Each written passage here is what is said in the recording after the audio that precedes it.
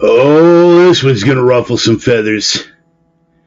Ian Lemmy Kilmister, unbridled rock and roll animal of the highest order, legend, may he rest in peace, irreverent on every level and by every definition.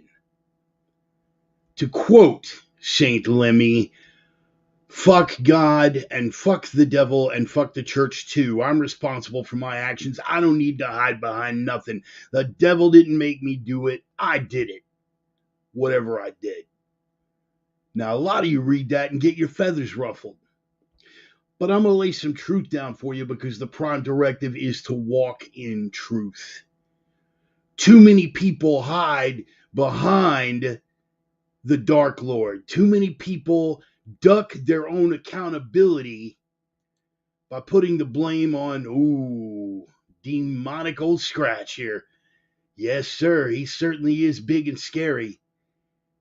The scriptures are very specific. The man has been assigned, the fallen angel, rather, has been assigned a number of powers. He's referred to as the prince of this earth. But is that on the basis of his strength? Or is that, in the final analysis, power accorded to him because of our weakness? Let's take a look at the scriptures, shall we? He doesn't have the power to pull the strings. He only has the power to plant seeds. He doesn't have the power to redirect. He only has the power to mislead. So where does the action emanate from? This cat with the horns and the cloven hooves? Or does it come from each of us individually and collectively from us as a culture? Ask yourself, did Scratch suddenly turn an otherwise beatific consciousness of thousands of maggots in the city of Minneapolis and Portland and dozens of other metropolitan areas all over the country to burn the city to the ground? Did the devil do that, or did that happen because they were too weak to reject bad ideology and we were too weak and cowardly to stop it? Did Scratch pull the strings on these three claptrap cunts from academia? Now, I don't doubt that they're probably rolling around in a sack with him, but that's the topic for another discussion. Did he pull the strings and make it okay to advocate outright genocide as long as it's in the proper context? Or is that our cowardice for not standing up and calling lies lies and double standards double standards? Did Scratch pull the strings and set up the networks and open the borders and put together the shipping companies that enable the biggest atrocity seen on the face of the earth since biblical days? Did Scratch make culture reinforce this behavior and deify the degeneracy of pedophilia? Did he do that? Or did he plant seeds? And the origins of these things are within our own weakness and cowardice. Did Scratch bury everybody's head in the sand for 3 solid years, having them pony up to take an experimental medical treatment that now is showing its true colors in spite of our warnings? Did he do that? Or is that a collective intellectual weakness and physical cowardice? The meme speaks for itself. I would refuse the mark even if it meant my life. Bitch, you wouldn't refuse a jab even though it might have meant your job. Scratch didn't do that. Your weakness and cowardice did. And while the false prophet, the pedophile prophet behind Islam, may be firmly affiliated with the cloven-hoofed wonder, old Lou, Scratch didn't make us open the borders. Scratch didn't swap around academia and twist the minds of 3 generations into undoing the very civilization that gives them the freedom with which they tear down said civilization. He doesn't pull the strings on these idiots. He plants seeds. How do they take root? That's not the Dark Lord, boys and girls. That's us! For a lack of spine and a lack of guts, but primarily a lack of accountability.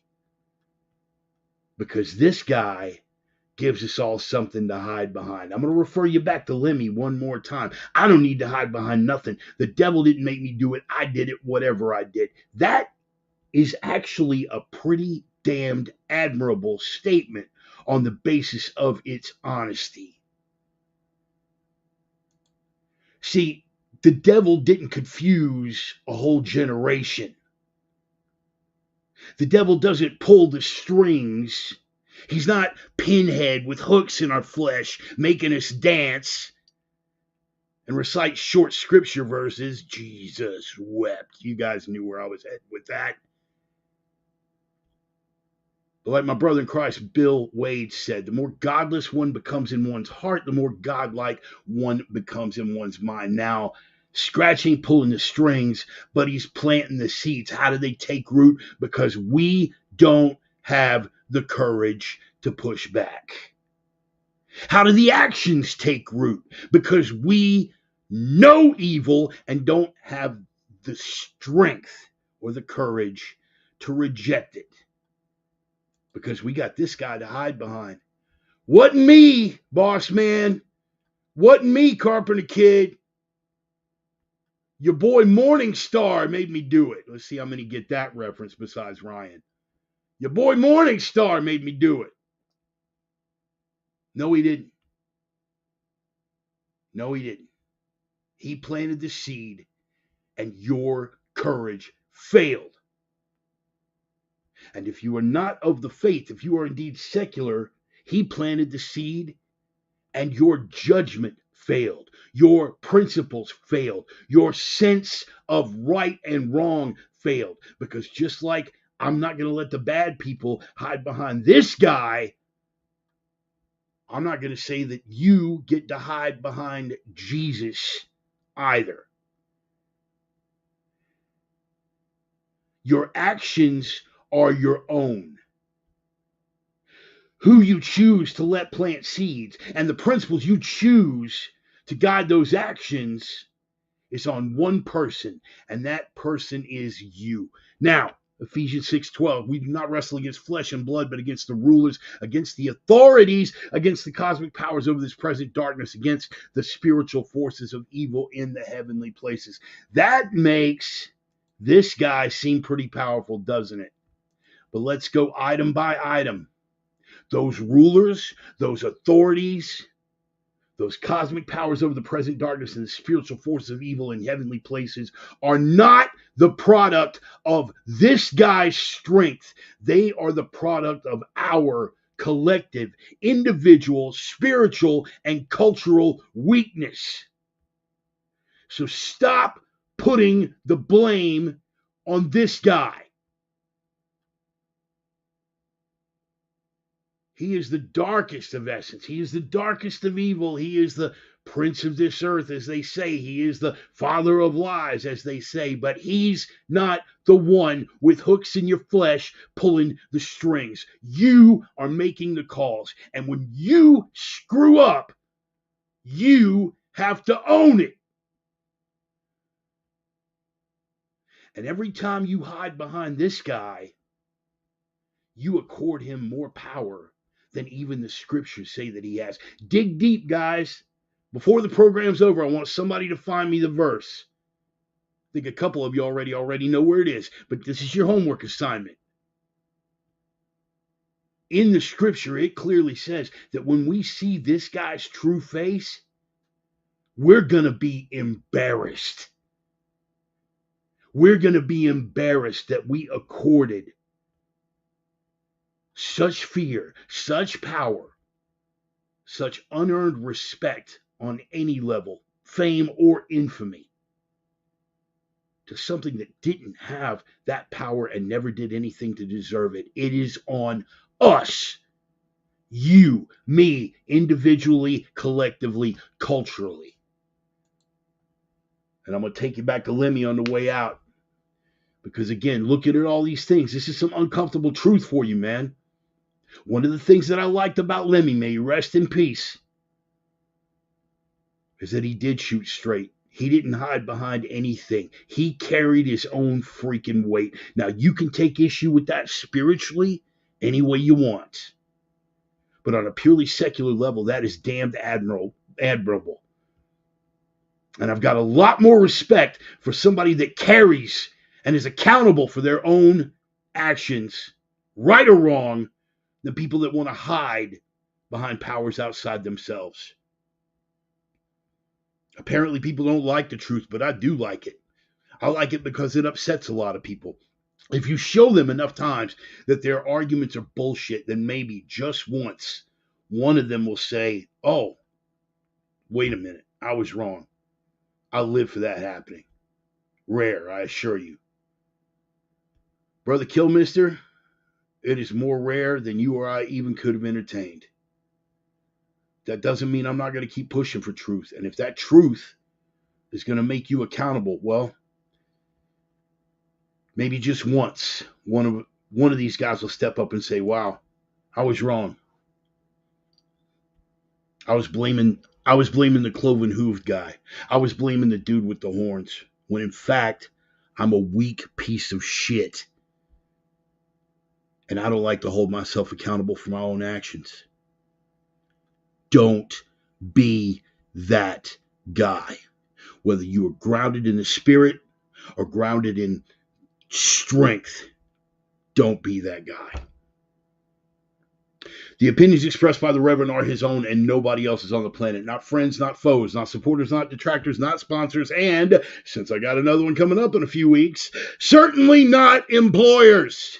They have been adjudicated thought crime in all jurisdictions. Consider yourself warned. They are coming from the heart. They are guided by the mind. And every now and then, if we hit it just right, they manage to stretch open and get past that TMJ, slip that maw wide, and choke you with a big, fat dose of truth cock, whether you want it or not. Welcome back, boys and girls. The caffeine's kicking, and we are here once again for the Sunday sermon. Everybody in. Wow. Little bit of a tear. But we're coming out hard out of the starting gate, man. See a lot of usual suspects here. Everybody up for the drum roll. Where's the fire, baby? Oh, I love it. This is outstanding, man. I got a big crowd on hand. A lot of the usual suspects already here. I see Brother Bill Wade. I'm glad you made it, man. Little nod for you in the opener. Bro, that is still one of the quotable quotes, man. I love that stuff, brother. I love that stuff, and I love everything. That you've done for me, both on this path and before I even got on the path, brother. Love you guys. Let's give a quick roll call, man. Let's see who's on board. Let me see, man. We got, Brother Roman, yes, and his lovely wife, Carrie from Opium Tales. As I mentioned, Brother Bill Wade, Brother Ryan, yes, indeed. Good to see you, man. Hope you like the, yeah, I thought you might like the opening, brother. I thought you might like that. Just in case you ever thought that when we have those long, drawn-out conversations that stretch into the early morning hours, that it goes in one ear and out the other. I think you knew better than that, but I had a feeling you were going to like where we were taking that, because that was last week's conversation. What do we got? Romans chapter 10. I do right. Yes. Deacon Bark. Yes. Stop putting it in quotations, brother. At least here, you get full deacon. The rest of it, man, you can take that up with your Orthodox brethren, but at least on Planet Bart, you are Deacon Mark, and that is just how it is, brother. And, of course, his lovely wife as well. Nice to see y'all, man. Hopefully we're providing some entertainment out there on the front porch for y'all. Oh, man, who we got? Brother Sonny, yes. And, guys, if you would take just a second here, Sonny's lovely wife, Megan. what an amazing woman. What an amazing spirit. I want to take a minute just to wish her a very, very happy birthday. I hope you guys are enjoying this day together and taking some time. And I really appreciate you taking some time out of your day just to spend some time with me, man. So hello and happy birthday for that. Yes, yes, indeed, Sonny, indeed. Indeed. Neo Sine Deo, my friend. Oh, yes, Brother Doug. How are you, man? How are you? And Doug, I want to tell you something, man. Not telling tales out of school or calling you out or anything in any but the most positive way, man. That message that you sent, that message that you sent,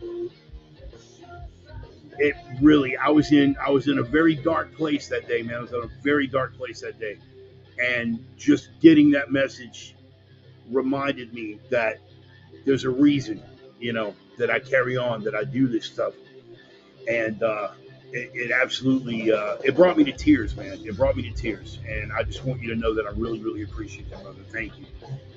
God bless you for that, brother Tommy. Yes, man. You know what, Tom? Hey, we need to do me a favor, Tommy. Tell me what drop zone you are closest to right now, because it is time for me to get that A license back again. And I would actually love to do that jump with you, man. If you want to get out there and get your knees in the breeze, it's been way too long, man. But yeah, USP, for those of you guys who are wondering, USPA A license. I was once upon a time I used to jump out of airplanes. Tommy can tell you a very funny story of how I nearly crashed on his couch once. Phrasing is everything, man. Phrasing and framing is everything. It's like, oh yeah, man, I remember that Bart guy. He almost crashed on my couch once, dude. When you hear the story and it's put in the proper context, I was about 3 seconds from splat, man. Legit, I was 3 seconds from splat, and the trajectory that I was on. What's up, Mike? I'm glad you're here, brother. The trajectory that I was on at the time, I literally would have burned in. He had a sofa on the front deck of his trailer out there at the drop zone, and I literally would have burned in straight to the sofa. So he would have found my badly mangled body out there, crashed on his couch. It is not something that sane people do, man. It is definitely not something that sane people do. Which, of course, is why I took to it and why Tommy is also a big fan. He gets a bunch of towers, too, man. He does some of that flying Melinda's high climbing stuff, man. It's fantastic, man. I'm surrounded by such an amazing group of friends with such amazing backstories, and I cannot tell you how blessed it makes me feel to have been able to walk with at least some degree of autonomy in my life.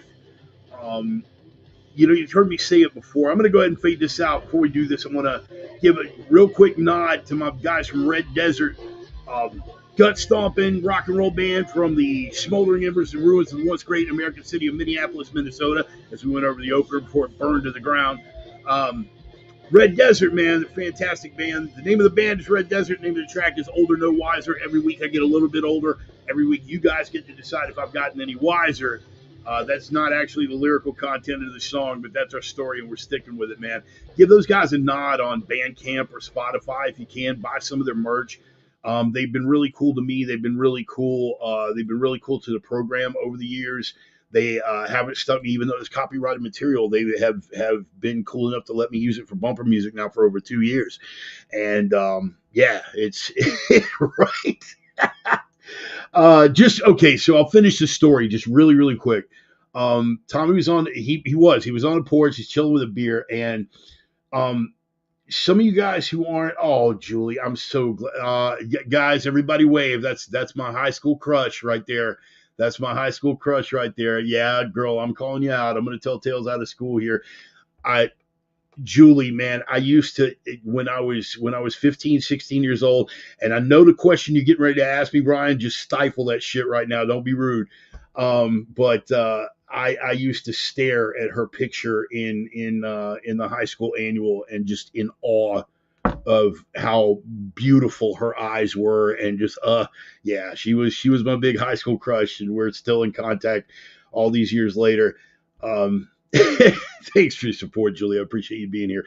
So Tommy is chilling on the porch. You guys that are not skydivers do not know this, but in every skydiving rig, it's like required. I think it's the FAA rule that in every parachute rig, there has to be a device. It's generally referred to as a Cypress, even though there's like a couple of different manufacturers now, it's about 3 or 4 different manufacturers. It's called the Cypress. And what it does is it sits back here in your harness assembly, and it reads your free fall velocity and your altitude, right? It keeps track of that. And depending on the model and how you set it, if you get, yeah, okay, Ryan, that was an acceptable question. That was an acceptable question. I thought you were going to take that in a totally different direction. Apparently, I underestimated you. I apologize. It reads your free fall velocity and your altitude. And if it still reads you at free fall velocity when you hit under either 800 feet or 1,000 feet, depending, right? What that AAD does is if you are still at free fall velocity when you hit 1,000 feet, it will automatically deploy your reserve. Now, optimally, what you are supposed to do when you wind up tumbling, which is what I did, you reach back to deploy. You have what we call the 2 oh shit rule. You reach back one time, oh shit. You reach back a second time, oh shit. And then you go here and hit your reserve handle. But I got caught up in my own head, and I'm like, and I kept reaching to deploy, and I started tumbling. And I lost altitude awareness. Kirsten, who was a 6-foot lesbian that was my jump partner at the time. And you can't even say flying lesbian without giggling a little bit, but I look up and she's in a head down trying to catch up with me. And I'm like, wow, she's awful low. And then it occurred to me, it's like, well, if she's low, then how low do I have to be right now? And I reached for the reserve, and I pulled the reserve just as the Cypress fired, right? And when the Cypress fires, it sounds like a small caliber gunshot. And so Tommy's on his porch, and all of a sudden he just hears pow over his head, and he looks up just in time to see my anvil-like form coming down and that reserve opening up and deploying. When I finally got under canopy, I think it was like 700 feet. And for the record, 700 feet is about 2.5, maybe 3 seconds from splat. So it was entertaining because Tommy's just out on his porch, just chilling, having a beer, and loads are going up and jumpers are coming down, and loads are going up, jumpers coming down. And he's just sitting there sipping a beer, and all of a sudden, pow! And he looks up, and this cannonball is coming down with a rapidly deploying canopy over it. And Tommy, another time, we're going to save it tonight, but another time we'll tell him about the Paul Bunyan incident where I smashed that tree up. That was another pretty cool story.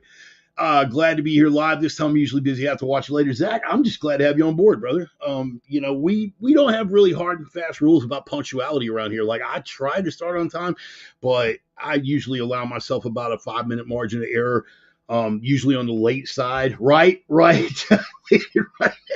And I landed right next to the trailer. They actually had to come out with the ATV and like pick me up. And I'm just like, I'm standing out here and I'm just like bundling up this canopy, and like what had just happened still hadn't really sunk in yet. Like how close I was I was like this close to being dead. And that really just hadn't sunk in yet. And so they came and got me and put me in the ATV. I bundle up my canopy, and I jump on the back of the ATV. We run it back in. We run it back into the hangar.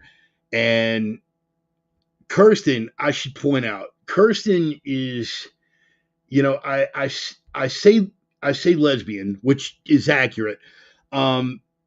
I could say butch, which is also relatively accurate, although it sounds demeaning. It's not intended to be.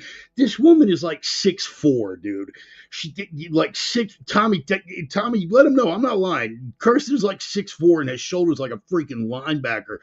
And dude, she was pissed because the two people I was on, it was on a 3-way jump, and it was Kirsten and Lance.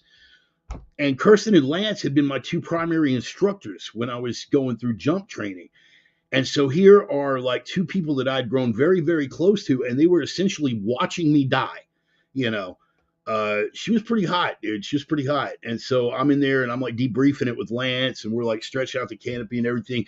And she just came storming in and like punches me in the chest, just square in the sternum. You son of a bitch. You're going to make me watch you fucking die. Rah, rah, rah. Boom, boom, boom. And just starts, it was, yeah. And then it really sunk in. It was like, wow, I was about 3 seconds from dead. And then I spent a lot of time in the bathroom and it was an interesting day. So hashtag True Bart Stories. You guys enjoy that one.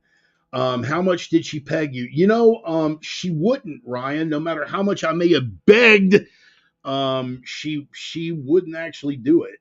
She did actually point out she was the one who hit me to the fact, and some of you guys might not have ever been aware of this, but she was the one who pointed out that strap-on spelled backwards spells no parts. So me and Kirsten had a very we had a very beautiful connection for a number of years, and I'm really I'm still saddened by the way that fell apart. But hopefully she's happy, and taking good care of herself, and that's that. Wow, I got kind of I got kind of a little pit of heart sick there for a second. That hadn't happened. That hasn't happened in a while. Anyway, so yeah, hashtag True Bart Stories. Near-death experiences, skydiving accidents. Tommy, you said what? What'd you say, Diego? You said you're out in Diego now, or Arizona, right? We could do Arizona. You don't make it back to Texas that often because I got people right there in San Marcos. I lost touch with Lance a while back. He actually became like a long haul trucker, and then I like completely lost touch with him. We were following each other on Instagram for a minute, and then he just kind of vanished. Man, I tell you what, one day we're just going to do skydiving stories, man, because you meet the most interesting people. Like Tommy, total stud. Just a really balls to the wall living individual, very sharp. You get 6 foot flying lesbians. You get guys like Lance who are like 5'4", and when I did my first tandem, I basically wore him like a backpack. It's some funny stuff, bro. We could do Oregon, or we could do Chelan, Washington, if you wanted to actually like fly into the Spoke. It's like fly into Spokane and hang out at the BART bunker for a couple of days. We make the drive up to Chelan, because that's like up in the mountains. I don't know how much free fall time that we'd actually get in Chelan, because it's easy in Rocheron, because it's flat, it's sea level.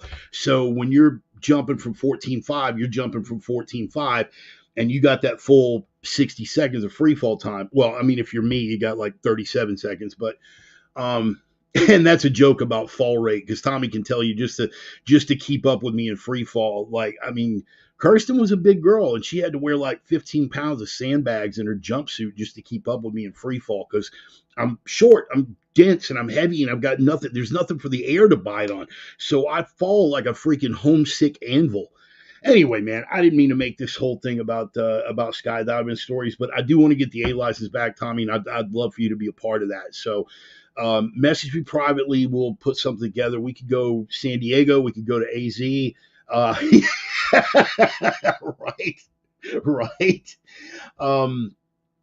We could go to AZ. We could go to San Diego. I kind of like the idea of AZ, man, because it's guaranteed we're going to have like a nice dry climate.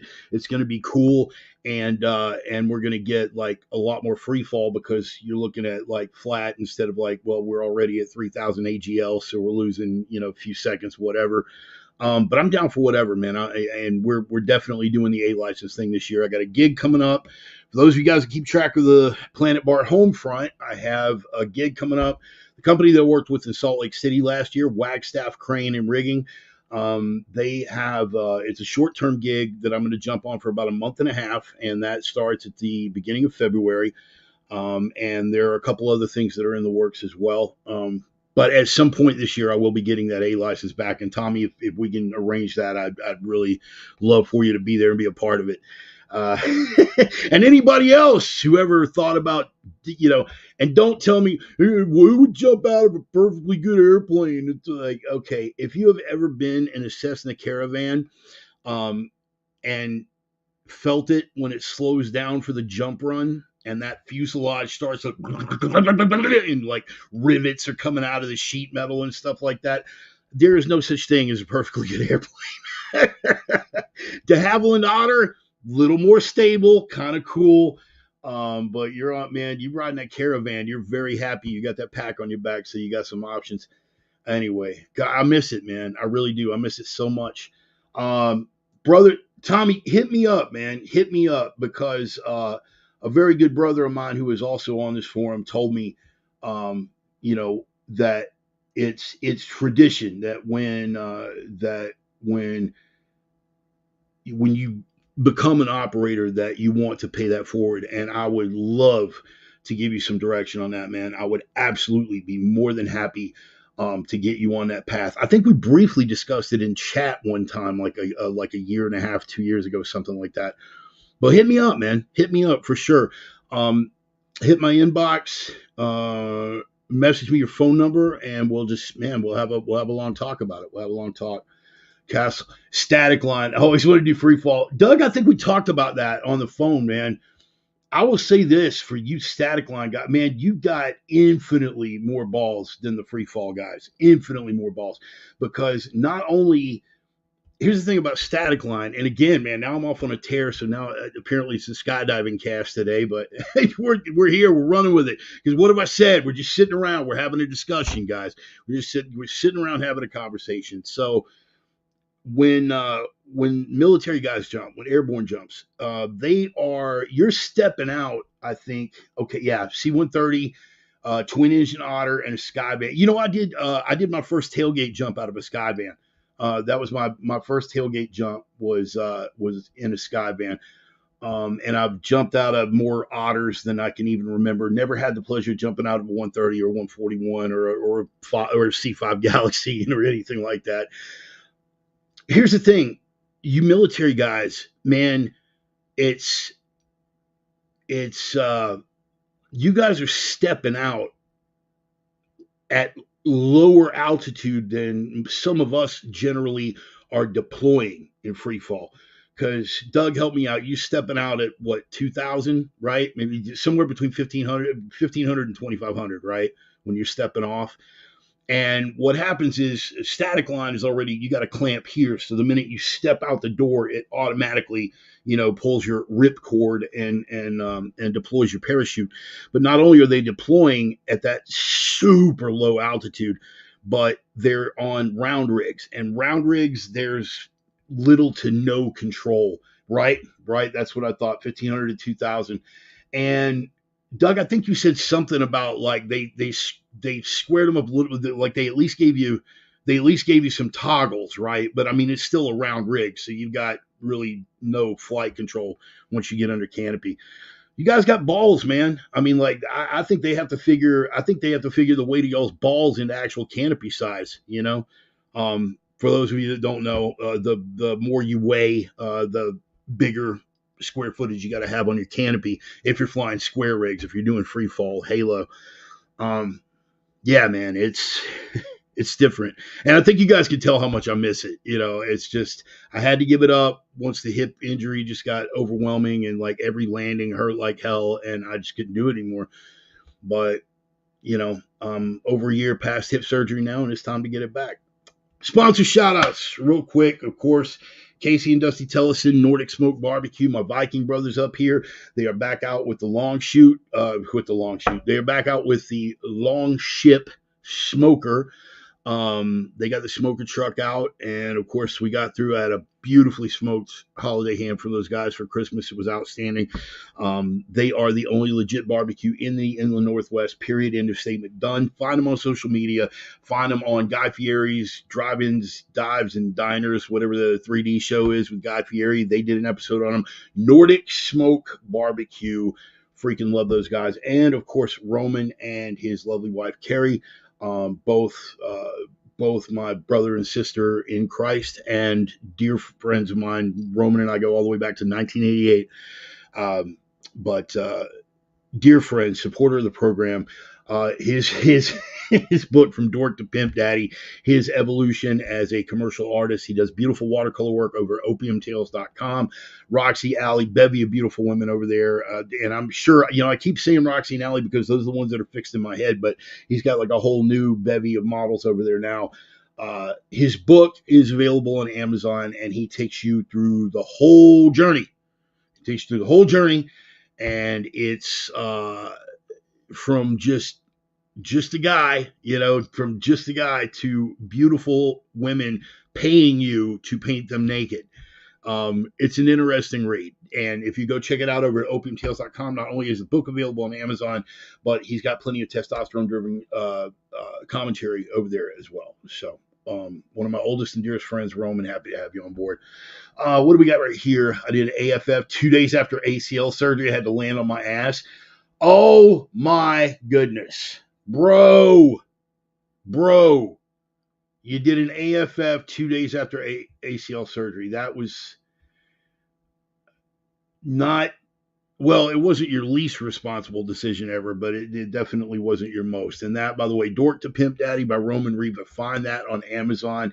He will take you through the whole journey. We actually had, Roman was my first remote guest when I was over in Texas a couple of months ago.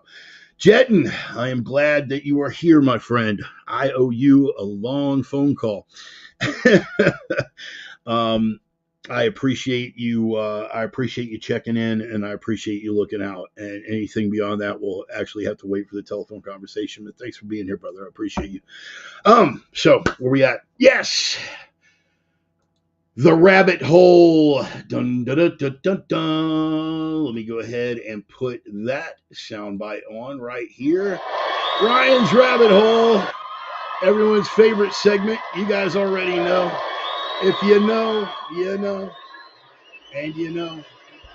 Ryan's rabbit hole, ladies and gentlemen. I hope you can hear the roar of the cheering crowd. Otherwise, I'm just waving my hand around for no reason, looking slightly more retarded than usual.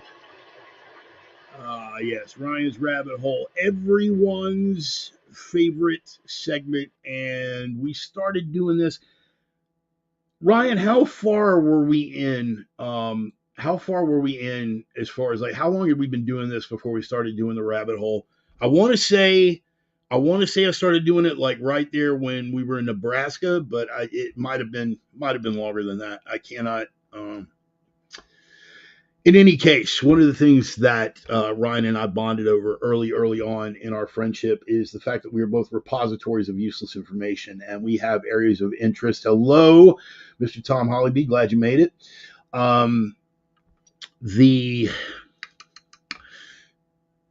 The areas of interest that we hold are outside the mainstream, and there we have the understatement of the week.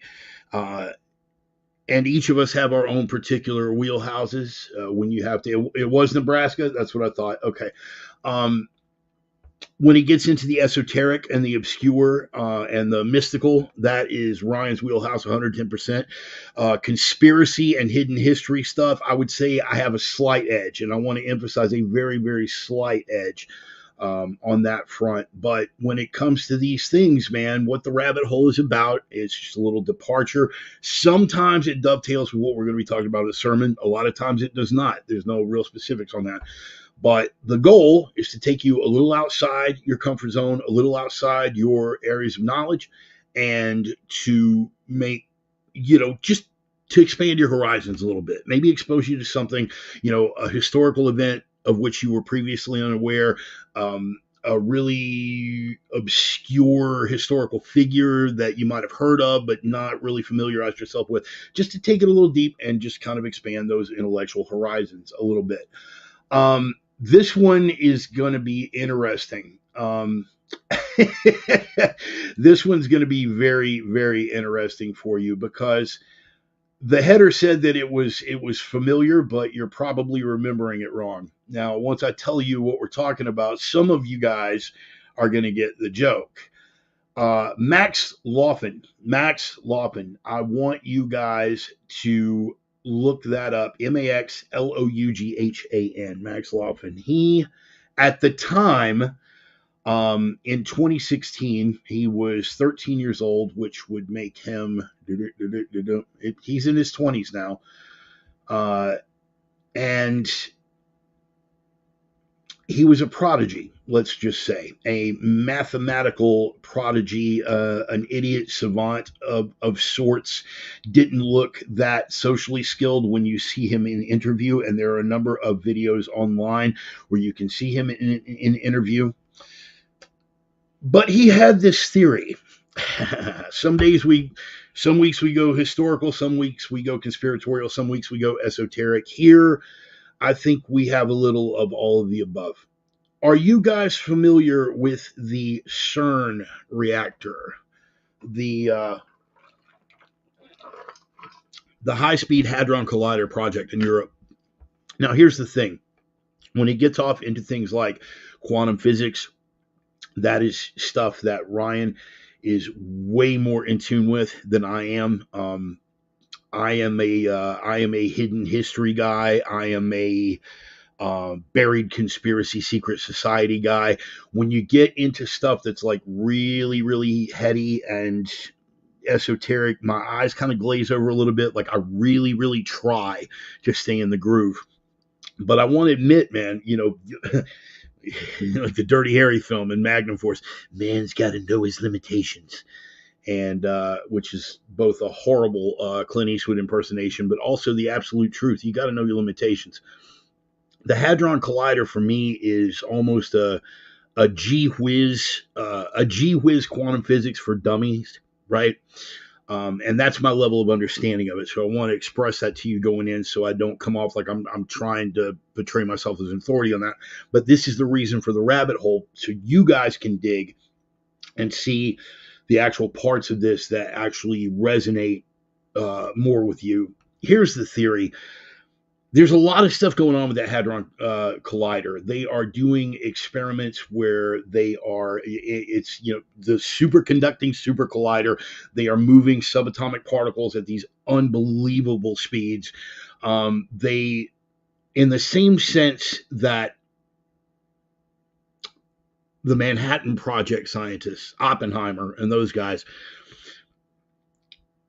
keep in mind, before they detonated the first atomic bomb, Oppenheimer and his guys, they went over a checklist of stuff that they could not rule out, including burning off the entire atmosphere and killing everyone, okay?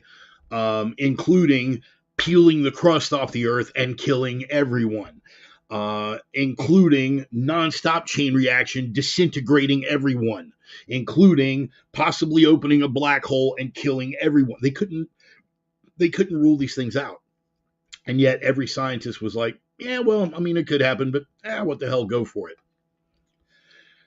This is why scientists frighten me. Okay. The Hadron Collider Project, the possibilities there of things going wrong dwarf anything that the Manhattan Project could have conceived of. I don't know if you guys saw the movie Oppenheimer, but the thing where Oppenheimer's having the discussion with Groves and he's saying this could happen and this could happen. Well, what's the probability? It was like less than zero. And of course, General Groves, being a military guy, was like, I would prefer zero. CERN, much worse. They are literally playing with the fabric of time and space. And if you are playing with the fabric of the time-space continuum, you are, by nature, playing with reality as we understand it, okay? Because how do we perceive time and space? Through our five senses, right? And those five senses are a finite way of our human consciousness understanding an infinite universe. If you've gotten through it with me so far, stay with it, because it's going to get outside of my depth here. What young Mr. Laughlin did at the age of 13 is he was a mathematical prodigy, and he went in and looked at some of the calculations and the nature of some of the experiments that they were doing with the Hadron Collider. Those scientists have been alarmed from the word go that they were going to open up a black hole and end all life on Earth as we knew it. We were literally, I'm going to be in the middle of a sentence in a sermon, and I'm just going to be vapor. Not only could they not rule that out, there were some scenarios where it was actually 30% likelihood that something like that could happen. So if that's the thing that they know about, what do you suppose they're playing with that they're really not sure about? And Max Laughlin had an idea that they had already screwed up. He went back and looked at their experiments and looked at their calculations and said that they had already torn a hole in the time-space continuum, that it had literally put us in to a parallel universe. A lot of you are saying, wow, that sounds like great sci-fi. Yeah, well, the further we get along in technology, the closer sci-fi and reality as we understand it get. Laughlin went over the facts and the figures. He went over the past experiments. He did the calculations. He took a look at all of the relevant information, and the conclusion that he came to was that it had already torn a hole in the time-space continuum. And we are quite literally living in a parallel universe. And the thing that he used to illustrate it, this is going to be your second search term for the rabbit hole. First is Max Laughlin. Second is CERN, CERN, Hadron Collider. But this is the more important one, the Mandela effect. Some of you are already familiar with the Mandela effect. It's things that you are absolutely certain of, that you remember, that you know happened. And thousands, maybe millions of other people agree with you because that's exactly how they remember it. And yet, when you look back at the verifiable information that you have, what you are remembering incorrectly. Now, is that the fallibility of human memory? That's the more logical conclusion if we're going by Occam's razor. But if you look at Laughlin's work, okay, if you look at Laughlin's work and you look at the way that he has broken it down and the way that he explains it, which is why I want you to go and hear it from the source, he is asserting that we have already torn a hole in the space-time continuum. And the reason for the prevalence of the Mandela effect is that half of us are entertaining memories from one universe where others among us are more dialed in, our consciousness is more dialed in to that parallel universe that we now inhabit. And in the universe that we remember, these things happened. Mandela dying in prison, hence the name, the Mandela effect. A lot of people remember Mandela dying in prison, only it didn't happen. You guys remember the Bernstein Bears, right? You guys remember the Bernstein Bears when you were a kid, right? Only it wasn't. It was the Berenstain Bears. Little stuff like that, seemingly inconsequential, but when viewed through the lens of what young Max Laughlin was proposing, okay, it's pretty heavy and has some pretty heavy potential ramifications. Here's what made it even worse. Shortly after he came out with these videos and his little TED Talks and all the other things that Max Laughlin did with this theory, he vanished. Or at least we remember him vanishing. Some of us remember him disappearing. Some of us remember him disappearing, and we are being told by the media that he never, in fact, disappeared, that this was actually what happened. And some media people you can look at, and those sources are saying, yes, he did, in fact, disappear for a particular period of time. So is that a failure of our memory? Is that a failure of media-generated perception? Or is that the fact that we literally are inhabiting that parallel universe? Is this intellectual masturbation? Yes, absolutely, and without equivocation. In the final analysis, this is intellectual masturbation. Only because we don't know. If we knew, one way or the other, this wouldn't be fun stuff to do a bong rip and sit around thinking about. This wouldn't be something for super esoteric brains, I'm looking at you, Ryan, to ponder and take to the nth degree and confuse the shit out of out of your otherwise intellectual friends, Ryan. For the time being, it is intellectual masturbation, but damn it, it's better stroke material than flat Earth. I'll give you that. And the ramifications of it are super, super heavy. So your search terms are going to be Max Laughlin, Maxlau, Laughlin, like Laughlin, Nevada, Laughlin. Max Laughlin, that is your first search term. Right? Thank you. Or was he on Epstein Island? That was one of the theories that were circulated for how he disappeared, if he did in fact disappear, and we're not just remembering it incorrectly. Just wait till we get to Higgins Clark. Yeah, Ryan, can you give me an easy one next week, man? Can you give me an easy one next week? I know we're in a new year, bro, but can you just let me hit my stride, man? Could you just let me hit my freaking stride? This is what I love about you, brother. Max Laughlin. I would also suggest that your search term CERN, CERN, and Hadron Collider, HADRON Collider, Superconducting Super Collider Project, and the Mandela Effect. So we got kind of a three-way rabbit hole here. You got Max Laughlin, you got CERN, Hadron Collider, and you got the Mandela Effect. All of these tie in together. All of these things are going to be fascinating. All of these things are going to keep you up staring at your laptop screen at 3 o'clock in the morning with your wife saying, baby, please come to bed. And you saying, honey, can I hit it from behind so we can both look into this because it's fascinating? Okay, maybe that was just me.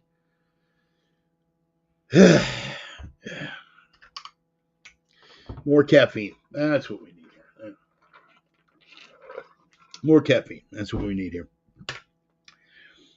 You know how I told you guys that the that the vibe that I'm going for is, but that is Ryan's rabbit hole for the week. I told you guys the vibe that I'm going for is we're just sitting around the table having a conversation.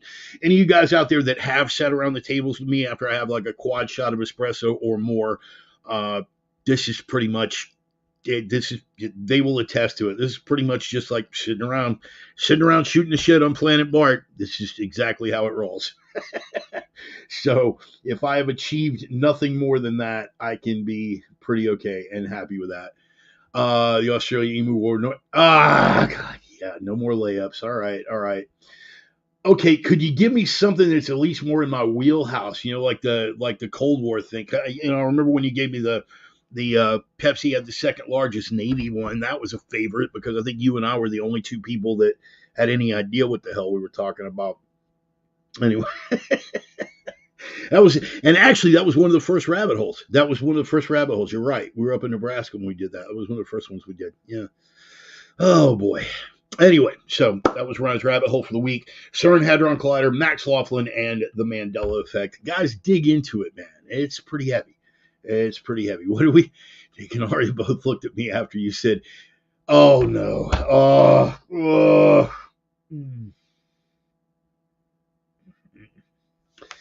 I'm sorry, I forgot to turn on the kid filter. I totally forgot to turn on the kid filter. I'm doing so much better on my F-bombs, man. I'm doing so much better on my F-bombs. Yes, sincere meaning without wax. But shortly, it wasn't too long after that, man. I remember we did that when we were still in Nebraska. I'll go back and look at the old videos and stuff, but yeah. Sonny, I'm sorry, man. I don't know what to tell you. Also, our tradition, by the way, got derailed. It not totally derailed, but here's the thing. I received a notice, and I'm having to go through some back channels. The tradition will still be honored. The gift is still coming away. The states, and it wasn't the individual distributors. It wasn't. I thought it was individual distributors. It was not. The state of Idaho has pulled all Russian import vodkas off the shelf, right? The state of Washington has done the same thing. The state of Oregon has done the same thing. I had to go through an out-of-state distributor, and I thought I was ducking Washington and Idaho by going with one from Oregon. and I got a notice, a belated notice, saying we no longer, and this is why. So I am I I am obtaining through another out of state source, and it will still be inbound because I will not be stifled in the effort to honor that tradition. But for the record, boys and girls, entire states have prohibited the sale of Russian import vodka because of a coke-headed clown shoe ostensible Jew run by neo-Nazis who dresses like a soldier and couldn't scrap his way out of a wet paper bag. Yeah, because of Zelensky and Ukraine, because of the unprovoked invasion, yeah, it's a sanction. I'm sure it's really gonna that one's gonna be the one to bury Putin. Yes, sir. Yes, sir, Bob. You know, the ammo sanctions didn't get him. Boy, those ammo sanctions, that had to have stung. Dude, I don't want to break this down for anyone who already is tangentially familiar with the history and the geography and everything else. Russian ammo, all of the stuff that we were getting from Tula and from Barnaul, if you're running an AK, it doesn't matter. It's dirty ass cheap ammo, but it runs. And if you're running an AK, or if you're running a FAL, or if you're running a Dragunov or a Mosin, it doesn't matter. You could stuff the bolt carrier channel with Twinkies and run that same dirty ammo in it, and it'll right? Russian ammo used to be very available and very cheap. 1,000 rounds of soft point or hollow point. 1,000 rounds of this dirty ass Russian ammo. 1,000 rounds, $250 shipped. Now the cheapest commercial stuff you can find is in excess across the board, is generally, with exceptions, is generally in excess of $500 for that same 1,000 rounds. The price has doubled, and they have restricted. Right? Thank you. Watch Zelensky dance in heels. All you need to know. True story. Anyway, they banned the import of Russian ammo. The regime, not going to blame Biden. He doesn't know what planet he's on. The regime banned the import of Russian ammo as a sanction against Putin. Have you guys ever heard of a continent called Africa? Have you guys ever heard of every conflict zone on the planet?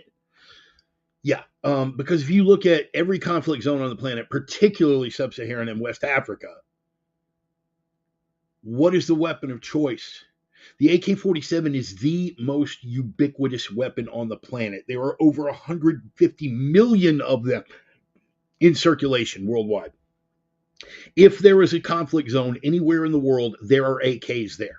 Those AKs have to be fed. What do you feed them? Cheap Russian ammo. So do you really think Putin's going to miss that U.S. market? Not really. We like to go to the range on Sundays, and we might go to the range every weekend, right?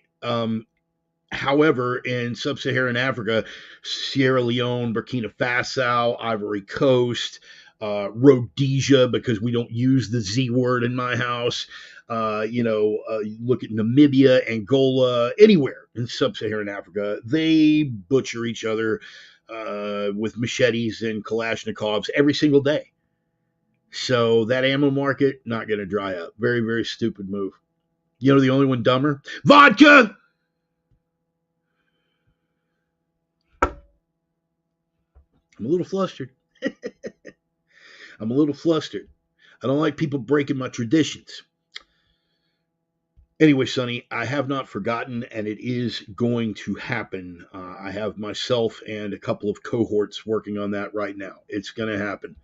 But yes, the war against Russian import vodka, because Lord knows that's what's going to bring Putin to his knees. That's right, boys and girls. The nation of people that lost 25 million of its own citizens in World War II and still pushed the Nazis all the way back to Berlin, they're going to be broken by a hiccup in the vodka market.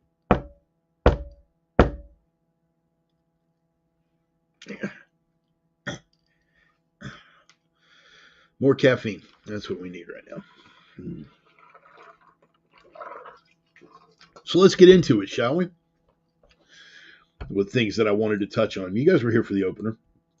And by the way, I do hope that you guys really do follow up on that rabbit hole. It's going to be very, very fascinating for you. I used to. There are some things that I just go, you know what? No. If I'm going to jerk off, I'm going to do it on my own time. But again, the implications of that. Are we living in a simulation? There's another one. Oh, Sonny, imagine if Russia was the main producer of coffee. Let me tell you what that would mean for the Pacific Northwest right now. There would be bodies stacked up like cordwood, right? Also, because outside of white Northern Europeans, Russians and Ukrainians are the two biggest ethnic groups up here, particularly in Eastern Washington. Like, you know how when you go to ATMs in Texas, it'll have, instructions in English and then in Espanol, right? Up here, the two other languages are French and spelled out in Cyrillic. Russian spelled out in Cyrillic. Yeah. Go to ATMs up here. French, because we're this close to Canada, right? And the other one, literally on the deposit slips, where you know that there's going to be like a bilingual deposit slip every time you go to the bank in Texas, and it's going to have Espanol on the other side. On the other side, they will have literally, it'll be all out in Cyrillic. They will have the flip side of the deposit slips are in Russian. So, first of all, there would be a Russian mob trafficking network, which may or may not be using my home as a safe house and depository. But the Pacific Northwest is the most caffeinated region in the country. Like, people will kill you up here if the coffee supply gets cut off. So, if Russia was the main producer of coffee, it certainly would be interesting. Deacon Mark, you were right, man. It is, and I'm not even a drinker anymore. In fact, I ended my one white Russian a year tradition this year on New Year's. I'm not a drinker, but if some crazy Russian hypothetically asked me to take a shot with him and some friends over a session at the range that was a de facto bachelor party, I could be persuaded. Yeah, I could be persuaded. It's like weed. I don't smoke weed, but if you open a bag in front of me and I just, I'm like, I can tell you this is probably good. This is probably, this is probably better. Beluga, man. Wow. Anyway, gonna happen, brother. Gonna happen. We are fighting to make it happen, but we are going to make it happen. So I just wanted to give you a little update while I had everyone's attention. You guys caught the opener. That's really the focus, man. And I gave a good synopsis, but we're going to dig a little deeper. And by the way, has anybody remembered the scripture verse yet? Has anybody come up with the scripture verse yet? I figured either Mark or Sonny or Bill. You guys probably know it.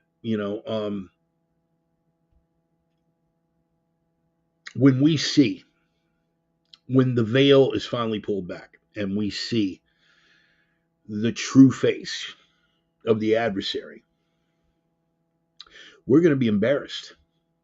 The scripture verse that I'm referring to, it says we're going to think to ourselves, this is what brought down great men. This is what brought down nations. This is what drove thousands into being comfortable with their own sin. Scripture says we're going to be embarrassed. This was what everybody feared.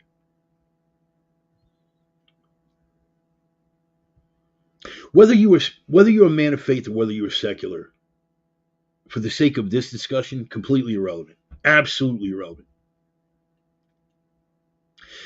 People like to duck accountability. And sometimes people of faith are far worse, or at least alleged people of faith, people who have convinced themselves that they are people of faith, pew warmers and others, some people that are believers but just have those human failings, the lack of humility that we're all subject to. Guilty as charged. People of faith are the quickest. The weaker the faith is, or the shorter term the faith is, or the more clueless the faith is, the more uninspired the faith is, the quicker they are to fall back on that. Devil made me do it. It's a patent excuse. Patent excuse for giving into their own weakness. Remember what? And again, I knew when I threw out that soundbite from Lemmy, it was going to ruffle some feathers, and that's fine, man. Look, it's fine. I've always admired Lemmy Kilmister.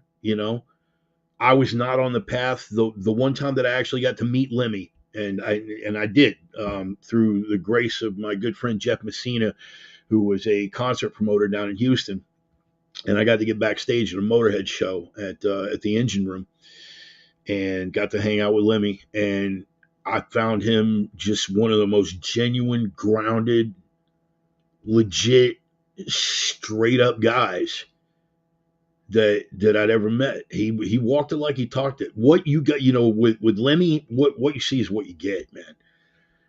The funniest part of that whole interaction, because he wouldn't let anybody take pictures until he had run a brush through his hair after the show. Like, fucking what? Like, no, my mom sees a picture of me and I don't have my hair brushed, I'm going to catch hell. Yeah. He said he was going to catch hell from his mom. He said he caught hell from his mom if she ever saw pictures of him where he hadn't run a brush through his hair. So, and I was like, bro, how do you do it? How do you do it at this age? It was his late 60s at that point. Like, how do you do it, man? Well, the drugs help. Genuine cat, man. I like watching the interviews with him because I like genuine people. Faith's got nothing to do with this. His particular faith or lack thereof has got nothing to do with the discussion or the quote.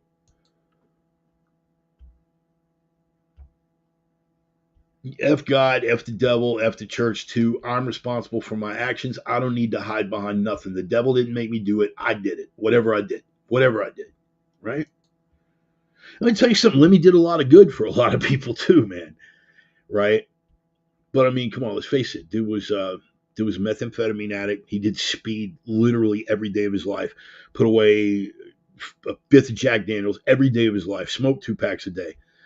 I mean, he lived it. He was a rock and roll level. He was a rock and roll animal on a level where like Joe Walsh would be calling him at the house going, bro, you might want to relax. But he didn't make any apologies. And I've always found that admirable, right? Even with people who I vehemently disagree. If you were coming from a place of honesty and you were shooting straight and it's coming from the heart and you refuse to back down and apologize, that's admirable, man. It's admirable. Since the death of George Lincoln Rockwell, I would venture to say that I'm the only white nationalist that considers Malcolm X a hero and role model. I'll wait for that entire comment to sink in and for the FBI guy who's like writing stuff down. I'll just go ahead.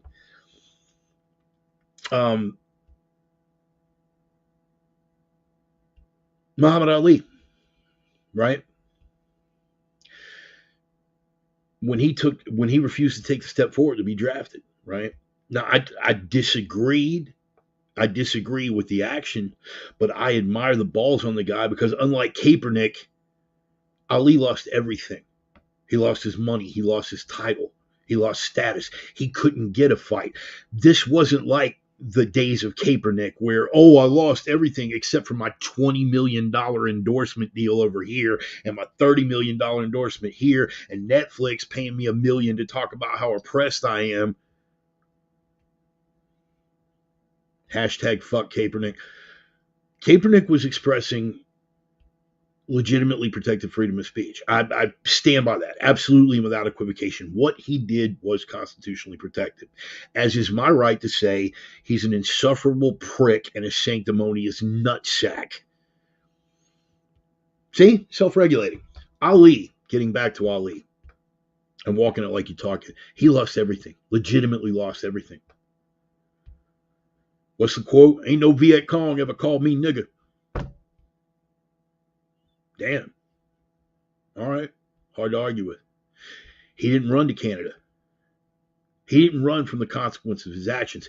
He took those actions from a place of honesty and he was ready to deal with the consequences of those actions. That's the ethic that Mr. Killmister here was expressing.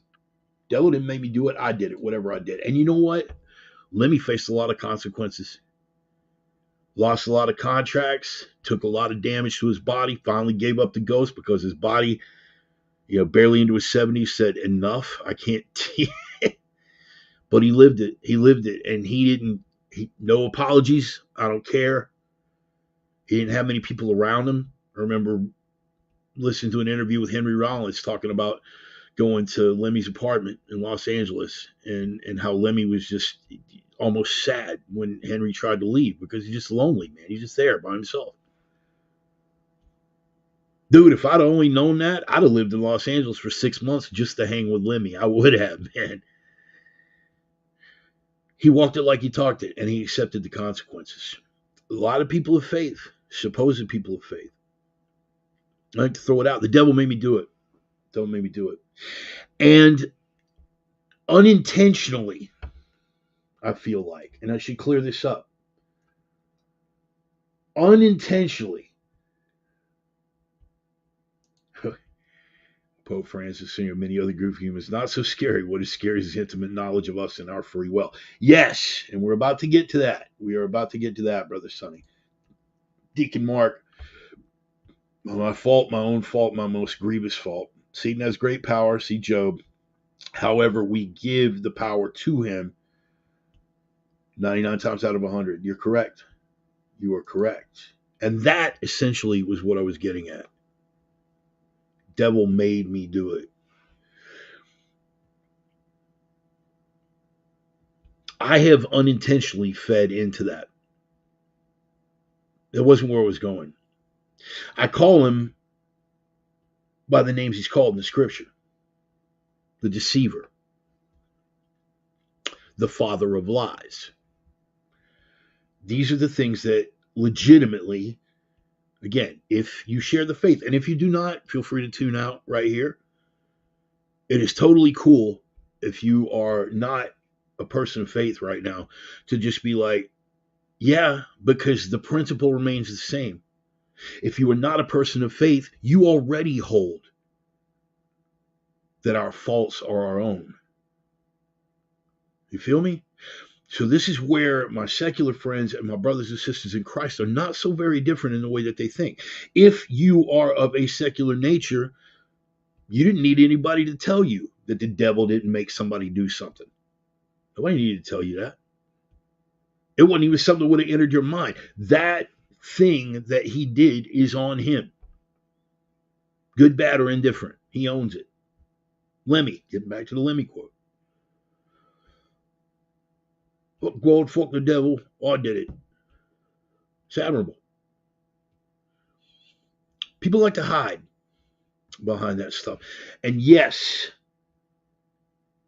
Deacon Mark, according to the scriptures, he has been given great power. But let's just examine the story of Job there for a minute. And I believe it was Ida that corrected me because I misspoke on the Job thing in a previous sermon where I was talking about, God, God tortured, God took one of his most faithful servants and covered him in boils just to prove a point. And I think it was Ida that corrected me. It was like, or it might have been you, that actually he didn't do that. He allowed it to happen. So even though he does have great power, you know, citing Job, and I'm with you. This isn't me going, hey man, no, you didn't, you know, this is not me trying to high side. This is me acknowledging what you were saying and just making a minor course correction. Because even in that situation, he was only able to do to Job what he did to Job because the boss man stood down for a minute. Boss man took a challenge. Now a lot of non-believers and a lot of people who are antithetical to the faith would say that, man, that's a shitty thing for a loving God to do, man. Just abandon him to that. Like, yeah, okay. You can make a case for that, certainly. But the only way he was able to do that was because God allowed him to even take, boss man allowed him to even take that course of action. Why? Because he knew ultimately the depth of Job's faith.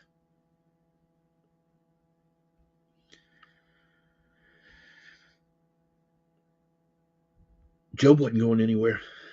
Job wasn't going anywhere. Boss man knew it. Yep, knows what's going to happen and lets it run the course.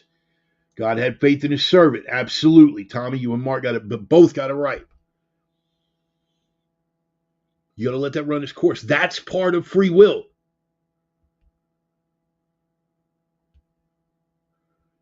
Non-believers like to slag on that whole free will thing. We try to bring it up to him. It's like, look, man, no, he's not pulling strings. Boss man ain't pulling strings. Scratch ain't pulling strings. Yep, that's how you handle things with the carpenter, kid. Thank you. Scratch ain't pulling strings. God ain't pulling strings.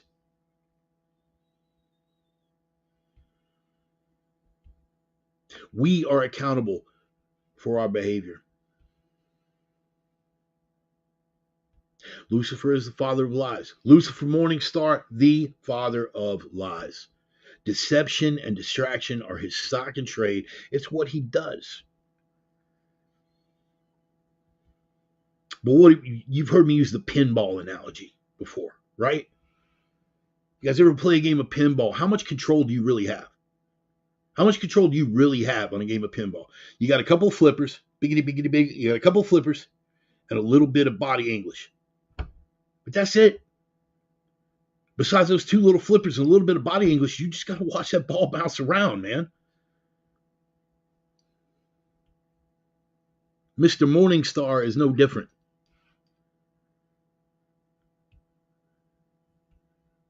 He has dominion over the earth, it is said in the scriptures. He is the prince of this earth, it is said in the scriptures. But again, I'm going to come back to accountability. Does he have dominion over the earth because he is so demonically powerful and conjuring from the evil and the darkness? Or are we just effing punks?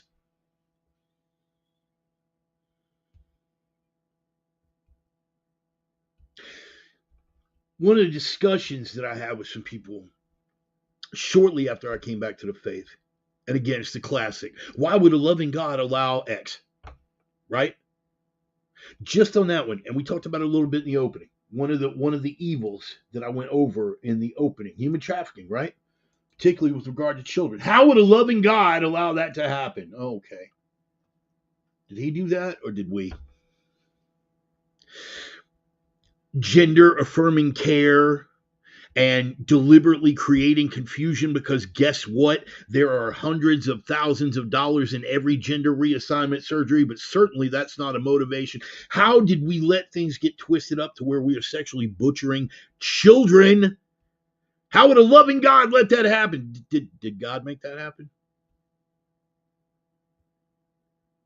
Better yet, oh, the devil is alive and well in this. Okay, yeah, fine, that's fine. But did Mr. Morningstar genuinely lay down the law here and be like, you know what? I'm feeling frisky today. We're just going to open the gates, start cutting the cocks off of healthy 13-year-old boys. slicing the tits off of teenage girls.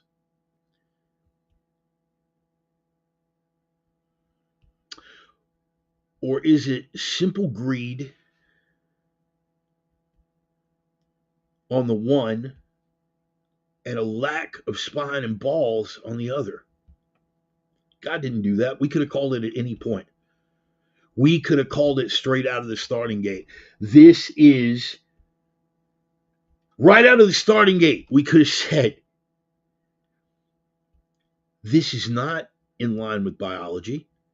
This is not in line with science. There is no psychological case evidence to say that this helps at all. And now the studies that are coming out of Sweden say that actually more people commit suicide after the transition. We could have clipped it in the very beginning just by going, just even in our limited, boneheaded understanding, not enlightened, college degreed ass could have just sat back and went, dude, this is dumb. This is just dumb. Not that it's evil. We don't even have to go evil. You don't even have to believe. You don't have to be a person of faith. You don't even have to believe in the whole concept to believe that it's evil. You could have just gone, dude, this is dumb. This is dumb.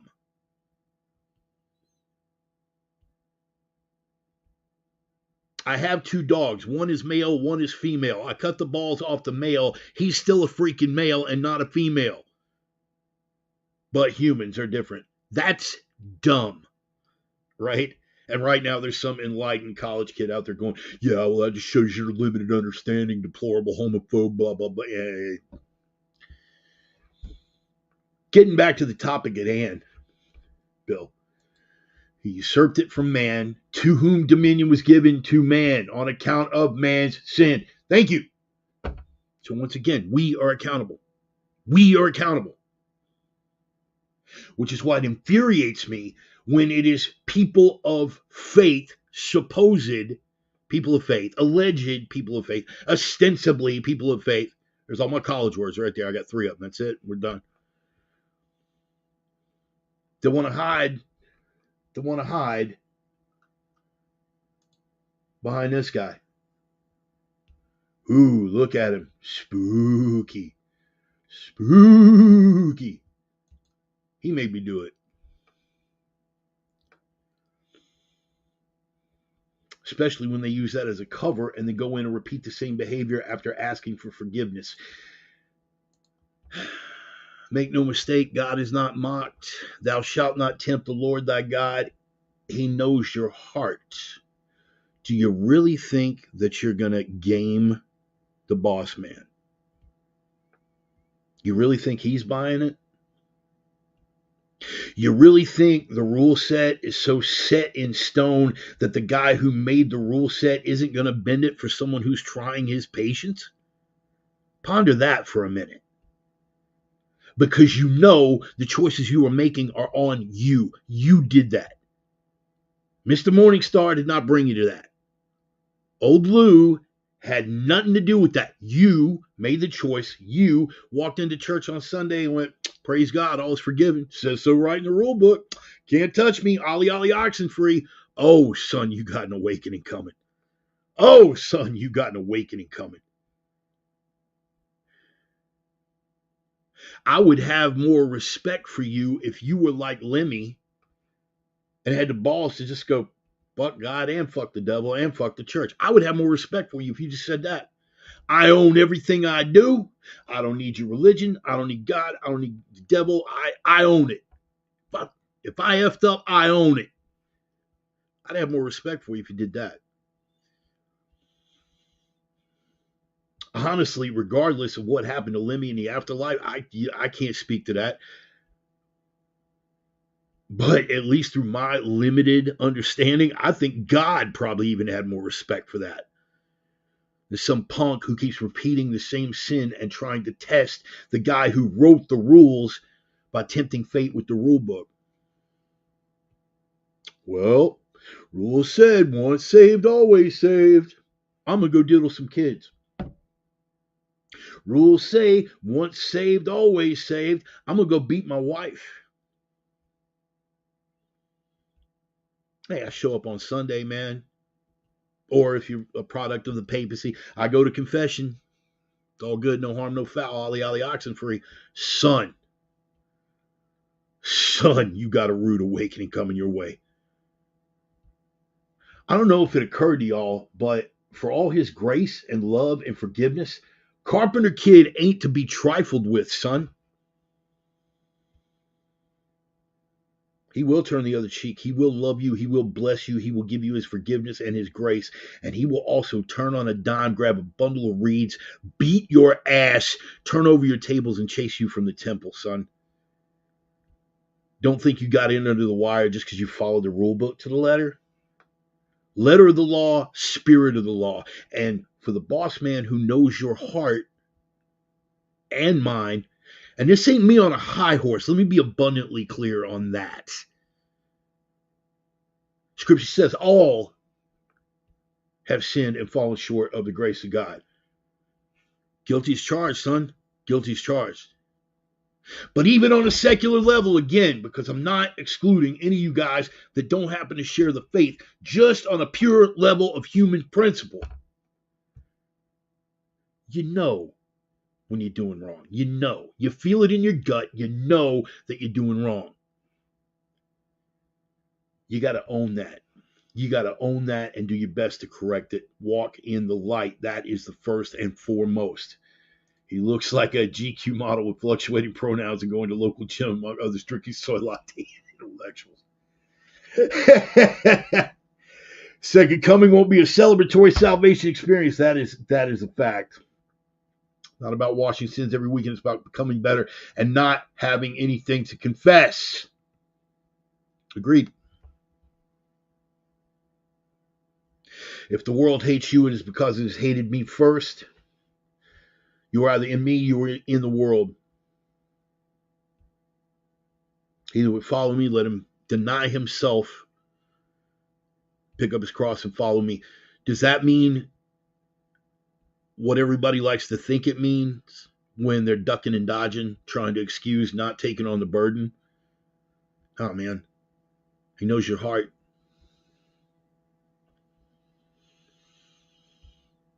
You're legitimately trying to walk in the truth. You're legitimately trying to walk in the light, and he knows that.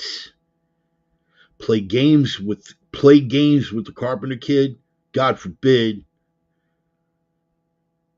Play games with the boss man. Let me know how it works out for you, Sparky. Got a feeling you'll be calling me from a jail cell or a hospital bed.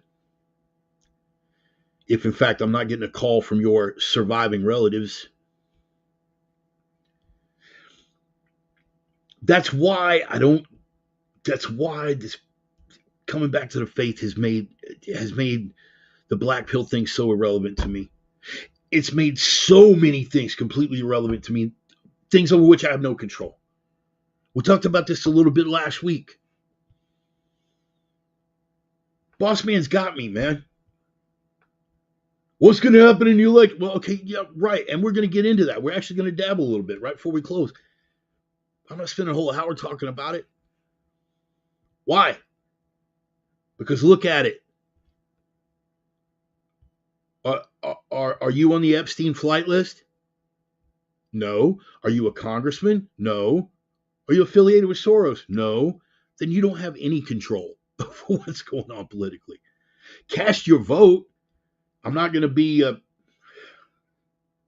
Roman. I almost named his flat earth ass. I'm not going to be that guy. Roman knows who I'm talking about and who I'm exceedingly frustrated with right now. I'm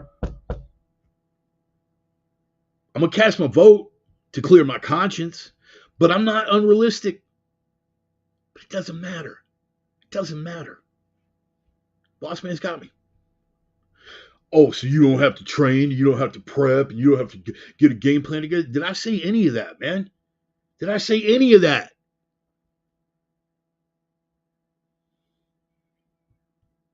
Dial it in. You've got to walk in strength as much as you walk in truth.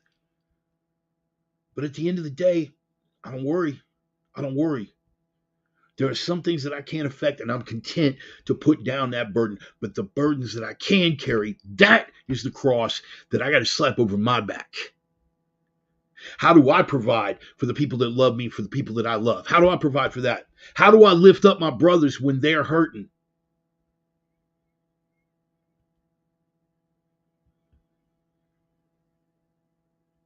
That's a cross I'll take up.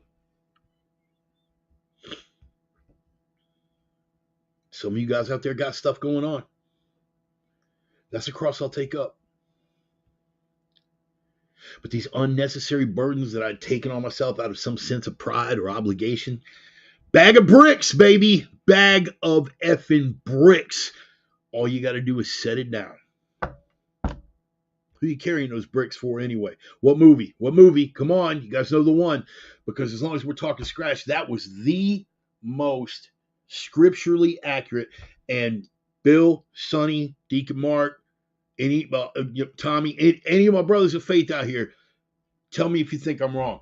The most scripturally accurate representation of Lucifer in cinematic history got to be Pacino and Devil's Advocate.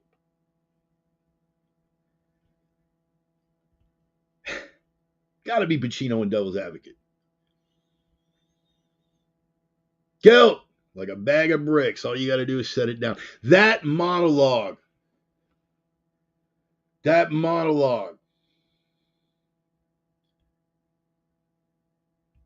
likes to watch.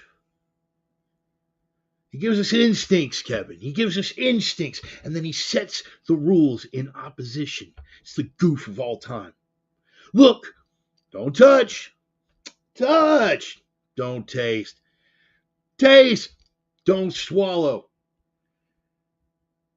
And while you're down here jumping from one foot to the other, he's up there laughing his sick ass off. He's a tight ass. He's a sadist. He's an absentee landlord.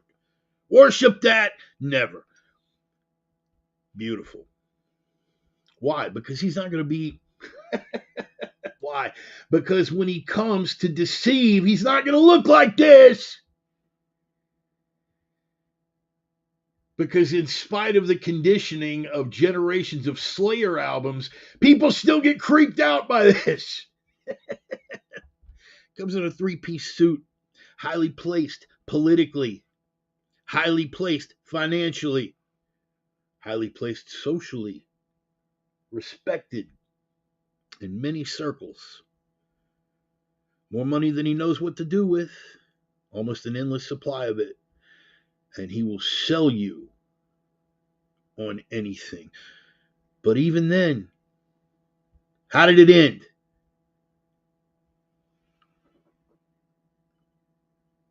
Kevin Lomax in that film was his own son, his own flesh and blood. I impregnated a human woman on earth, son. And he still couldn't force him to do anything.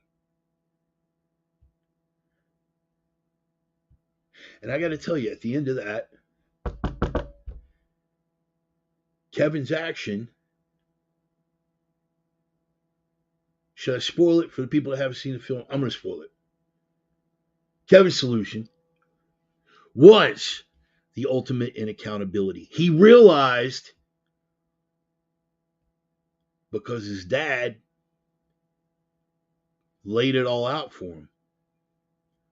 I didn't make you do that. I didn't make you abandon your wife. He played his own words back to him in his own voice. I didn't make you do that. That was your decision. Yeah, but you tricked me. I don't do that, Kevin. I plant the seed and I let you. Kevin Lomax, his accountability at the end.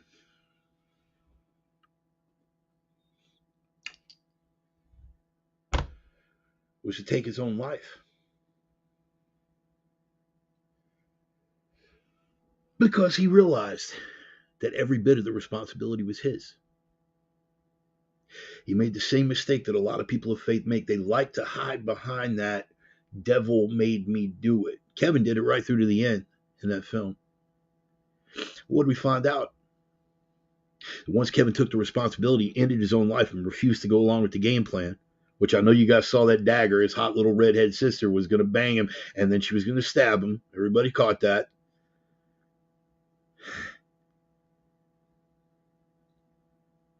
He said, nah. Most people of faith don't ever come close. Yep. And Sonny, we're going to get there. You ought to know my mind by now. You know where we're headed.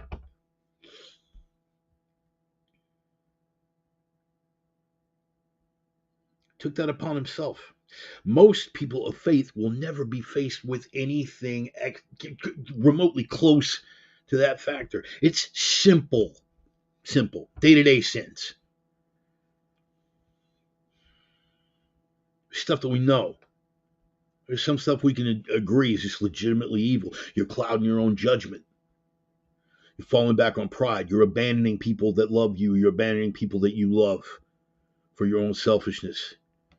Any of a number of things like that. They're not even in a position where the consequence of accountability is having to blow their brains out. For them, the consequence of accountability is having to step to their old lady and go, I was wrong.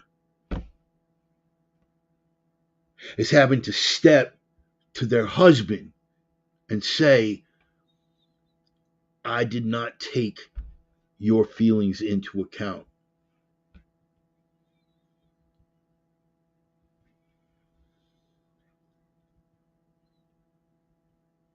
That's nowhere close to having to blow your brains out. But people don't have the strength and they don't have the courage. Why? Because they fall back on their own. What did he say? What did he say? Vanity. Vanity indicative of what? Pride. Pride and vanity, hand in hand. Sometimes it's not. No, actually, I'm going to go with that. Sometimes it's not being able to see, and sometimes you can see it.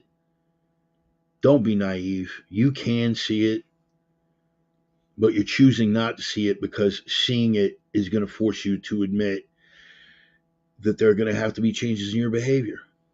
Even then, it's not anywhere close to blowing your brains out.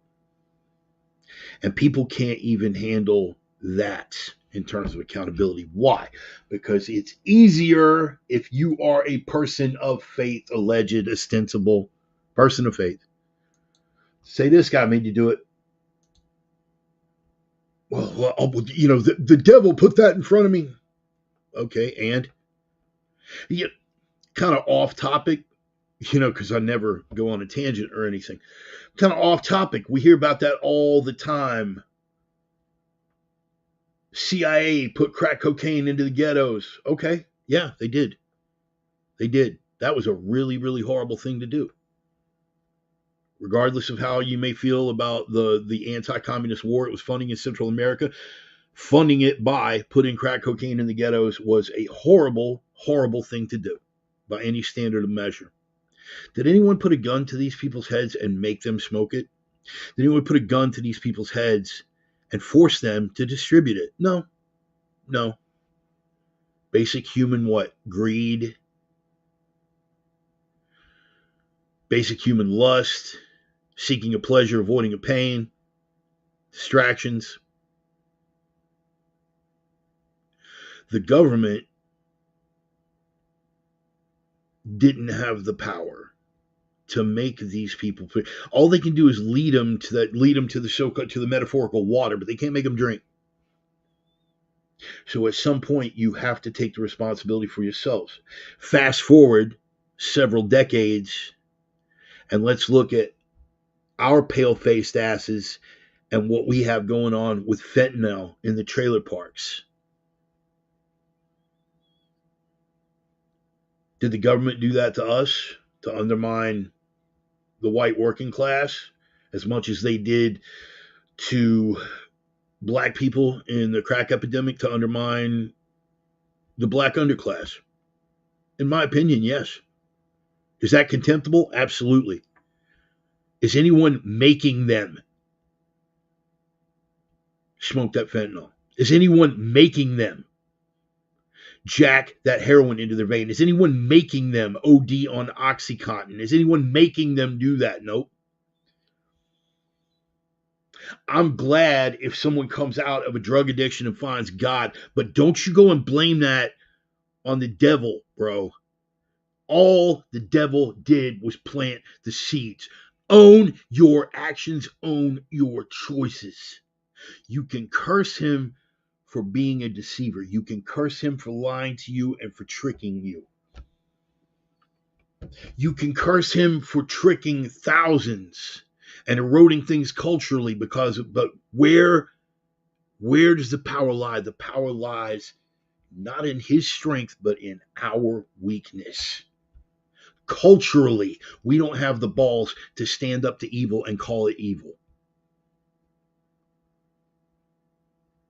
All Scratch can do, all Mr. Morningstar can do, is convince us to be tolerant of things or not want to be perceived as a bad person for calling evil evil. But he can't shut us up. He can't put his hand over our mouth. He can't pull that Matrix shit where Neo tries to speak and the skin stretches over his mouth. He doesn't get to do that. But because of our weakness, he doesn't have to. And because we continue to hide behind, he made me do it, he tricked me, he lied to me, we fail to take accountability for our own actions. And as long as we can put the results of our actions on somebody else, where is the incentive to change? Where's the incentive to change?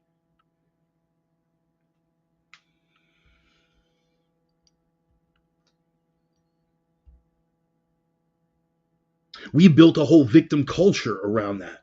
It's not my fault. I was born black. It's systemic racism. I was born a woman. It's the patriarchy. I was born transgender, and it's everyone's transphobia and the, your fault, your fault, your fault, your fault, your fault. Yeah, where are these lies coming from? Where are the seeds getting planted? Oh yeah, that is Mr. Morningstar. Believe it. But that's all he can do is plant seeds. He can't pull strings. Let me say that again. He can plant seeds, but he can't pull strings. I'm more afraid of Pinhead than I am that guy.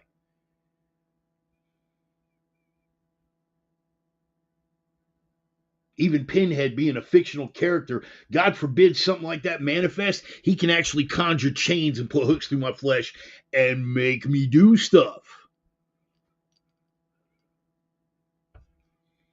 Even in the scriptures, Mr. Morningstar doesn't have that power. But he controls nations. Does he control nations? Or are nations allowing him to exert control? Don't mistake our weakness and lack of courage for his power and strength. Y'all tracking?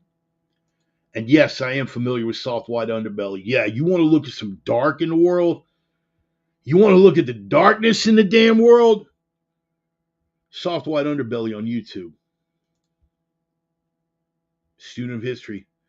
Looking at it from the vantage point of the perpetrator. Absolutely. Another bit of wisdom from Brother Sonny. By the way, soft white underbelly, because again, let me finish this rant out because I want trying to lift y'all up, man. Trying to lift y'all up. And I know I'm coming off angry right now. And I know I'm coming off fired up. But I am kind of fired up. Because weakness appalls me. Weakness in myself, weakness in others. And when people hide behind that, fail to assume accountability for their own actions because they're blaming some invisible spirit. And again, this is where the secular people have the advantage. Secular people didn't believe in Jesus or the devil to begin with. So when they see you hiding behind some imaginary demon somewhere, they point out and like, dude, you're not owning your shit. You're not owning your shit. Bro, I'm there, all right? Let me finish my sentence, please.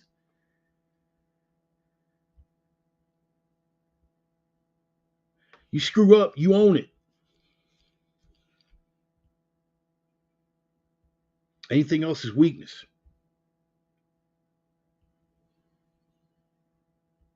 I'd rather you be like Lemmy. I'd rather you be like Lemmy.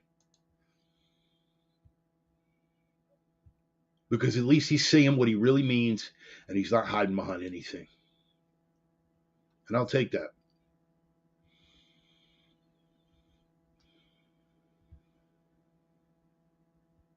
Meantime,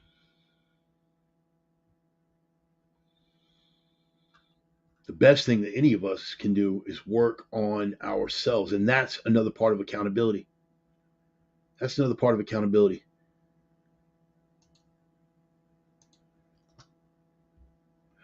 I want you guys to look into, here's a little search term for you, 100 Bible verses. Just look up scripture about the weakness of Satan.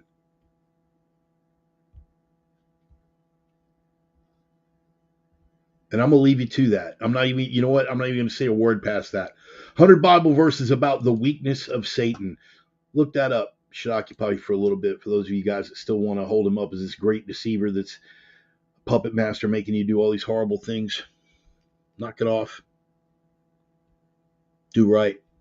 Even if you are not a person of faith, do right because it is right.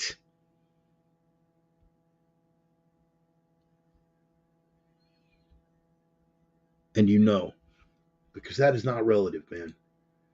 There are relative levels of it. Oh, that's true. That's true. Robert Johnson, among others. You're going to that rant, Little Nas X. Jeez, man, what? Ugh. Different ballgame. Find that accountability. Devil didn't make you do it. He can plant seeds, but he can't pull strings. What does he control over? What does he control? What is he the father of, right? He's the father of lies, and he's in control of the forces of darkness, right? Scripturally speaking. Scripturally speaking. Leave it. But my son, Austin, you know him on my Facebook page as James Wilder. When I first returned to the faith, we had a long conversation, and this was before, and I'm proud of my son because he's returned to the faith. And that makes me exceedingly happy, but I'm proud of him on any number of levels, but it's really, really beautiful thing. Anyway, he said, you know, that's the thing about darkness. All darkness can do is suggest. It dovetailed off of evil cannot create. Evil cannot create. It only destroys. It only destroys that which has already been created. That's sort of an altruism. And, you know, if we want to have the discussion, buy me a cup of coffee and a pack of cigarettes, we'll have that. But all darkness can do is suggest. So all that someone who is in control of the forces of darkness can do is suggest. Everything that you do with those suggestions, everything that you have, even if it's one of the most brilliantly executed lies on the face of the planet. You know, like the moon landing and the earth being round. I'm sorry. That was unnecessary. Let me backtrack. Even if it's one of the most brilliantly executed deceptions in the history of man. If it's not worth it to you to dig deep enough to figure out what is the essence of truth, then that is still on you. Own it. Own it. And move forward in light, in truth, and in strength. I want to quickly reflect before we get out of here today. And we're not gonna do a deep dive, and we're not gonna beat the hell out of it. Yesterday was the anniversary of the events of January 6th. How about that? Yeah? The events of, we'll call it that. January 6th, 2020. I won't bore you with what the official narrative is. Oh my goodness.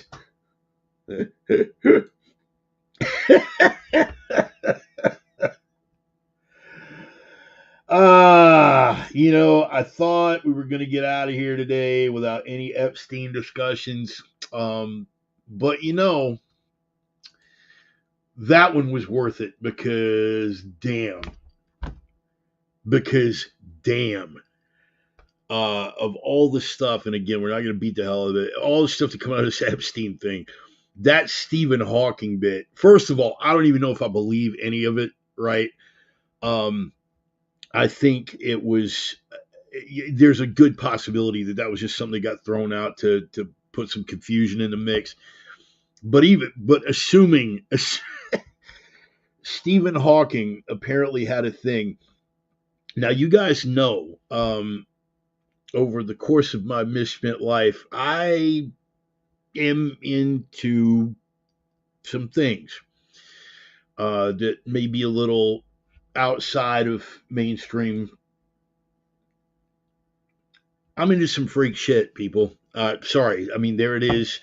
Anybody that knows me or is halfway paying attention knows this, okay? Putting together twisted scenarios like that was sort of a hobby of mine for a long time. But on my best day, Stephen Hawking being stimulated by underage sex slaves while he watched naked midgets stand on tables executing complex mathematical equations on a chalkboard. As depravity goes,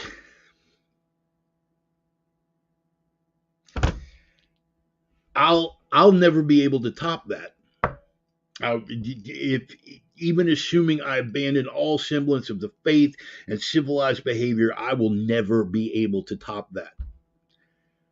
Wow. And I really didn't even want to touch on the Epstein thing because it's a whole other rant. And I promised myself I would give it a whole week to shake out before I formed any opinions on any of it. But yeah, that Stephen Hawking thing, wow. I mean, just freaking wow. I know, right, Dennis? I will send you. There's a video reel out there that somebody did up that was talking about that where it's the commuter voice talking about, don't you judge me for liking midgets, spreading mathematical equations. Damn it, y'all went and got me sidetracked. I did not want to get off on that. Where the hell was I? Insurrection, yeah. Yeah, no, we're not going to use the I word. The events of January the 6th. I won't belabor the official story because it's been beaten into our heads. It's utterly false, and every major facet of it has completely come undone at this point. The only people that still remotely even entertain the official story about the events of January 6th. Ryan, I'm going to concede that one, brother. I am absolutely going to concede that one. The only people that even remotely entertain the mainstream narrative on January the 6th are devout MSNBC viewers and the functionally retarded. But I repeat myself. Specificity counts. People did commit acts of violence on January the 6th. They did.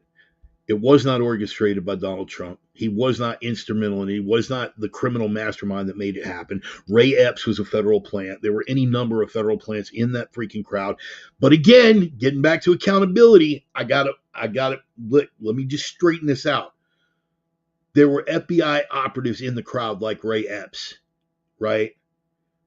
And they could push people towards and incite people towards, but who actually took the action?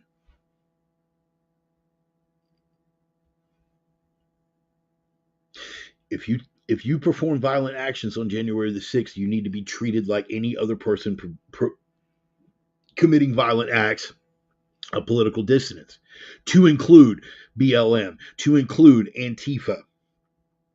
That's not the standard anymore. It's completely one-sided. Bongino reminds us it's not a double standard. It's a hierarchy. They're in charge. We're not. And that's how it's been treated. That's how it's been treated. But the people that did commit acts of violence and vandalism, they are accountable and should be held accountable. The people who did not commit acts of violence, who are still languishing in jails over misdemeanor trespassing charges and the like, are political prisoners by definition. That is not subject for discussion or debate. If you have an issue with my perception on that, don't bother addressing it with me. I'd rather you just walk away and save us both the trouble, because we have nothing further to discuss. The Justice Department has been entirely weaponized. There is a double standard / hierarchy that exists. By their own definition, and there's one of the usual suspects on my page, we don't talk much anymore because we finally had to establish an agreement out of mutual respect. Don't bring your political shit to my page and I won't bring mine to yours, because otherwise it's going to come to blows. Ryan Thauburn is a man that on a personal level I have an immense amount of respect for, both as a family man, as a businessman, as a comedian. He's done a lot of very, very positive things with his life. I do consider him a friend, and out of respect, we don't talk. But by his own standard, and he's making the call for the whole freaking lot of them as far as I'm concerned. We were told for the entirety of 2020 and the BLM and the fentanyl Floyd riots, everything that went on back then, the fallback plan was, well, 78% of those protesters were peaceful, so it was mostly peaceful because 78%. First of all, I don't even know where they got that. It sounds like a made-up statistic, but let's just concede it for the sake of. For the sake of, we'll just concede that 78% of the protesters involved were peaceful. Couple of things. First of all, what percentage of Germans in the 1930s and 40s were hardcore Nazis? Right. So they were mostly not Nazis. It's a meaningless term, is the point. Mostly peaceful. But even conceding that meaningless term, even conceding their made-up statistics that 78% of the protesters were peaceful, how many people were on the ground? How many people were on the ground? Guys, feel free to jump in. How many people were on the ground January the 6th? How many? Estimates are upwards of 250,000. 250,000. 250,000. But let's lowball it. Let's cut that in half and go a little below half, and let's say 100,000. Let's say there were 100,000 MAGA Republicans on the ground. 100,000 demonstrators. How many were arrested, let alone charged? How many entered the building, let alone did any damage? How many people crossed the threshold of the property? Last I checked, guys, somebody fact check me on the numbers, but last I checked, the total number of convictions was 2,000. Convictions and guilty pleas. Somebody fact check me on that real quick, please. About 2,000. 2,000 out of 100,000. So if we're going to concede that 78% of the BLM rioters were actually peaceful demonstrators, and therefore the demonstrations were mostly peaceful, then by their own definition, January 6th was a mostly peaceful protest. But beyond that, let's talk numbers. And again, let's talk 100,000. Let's use 100,000 as our baseline number. Again, estimates are higher. I've heard 250,000 or better. But again, baseline. Let's just say there were 100,000 MAGA Republicans on the ground. You guys saw a post that I made, and if you didn't, we're going to go over the essence of it. In early February of 1920, there was a peasant uprising against the Soviet Red Army and the Soviet government in Russia. And this is, again, you're looking at a year after or couple of years after the Bolshevik Revolution. So the Soviet rule wasn't as dug in and entrenched as it would later be. But there was a peasant uprising in Russia, and it became known as the Pitchfork Uprising, also known as the Black Eagle Uprising. because that was the name of the peasant army. They called themselves the Black Eagle Army. Basically, they were having, and this is before Holodomor or any of the other things. And again, there are parties out there now that are bristling, and we're just going to back off of that. But again, Soviets were confiscating food from these peasants. Early tactics of communism that remain the rule for pretty much the duration. But they were confiscating food from the peasants. And an army got together, and their rough count for this army was 50,000. 50,000. Okay? Right. So 2% were rowdy. Right, exactly the point. 50,000. So again, if we're using 100,000 as the baseline number for January 6th, half of that.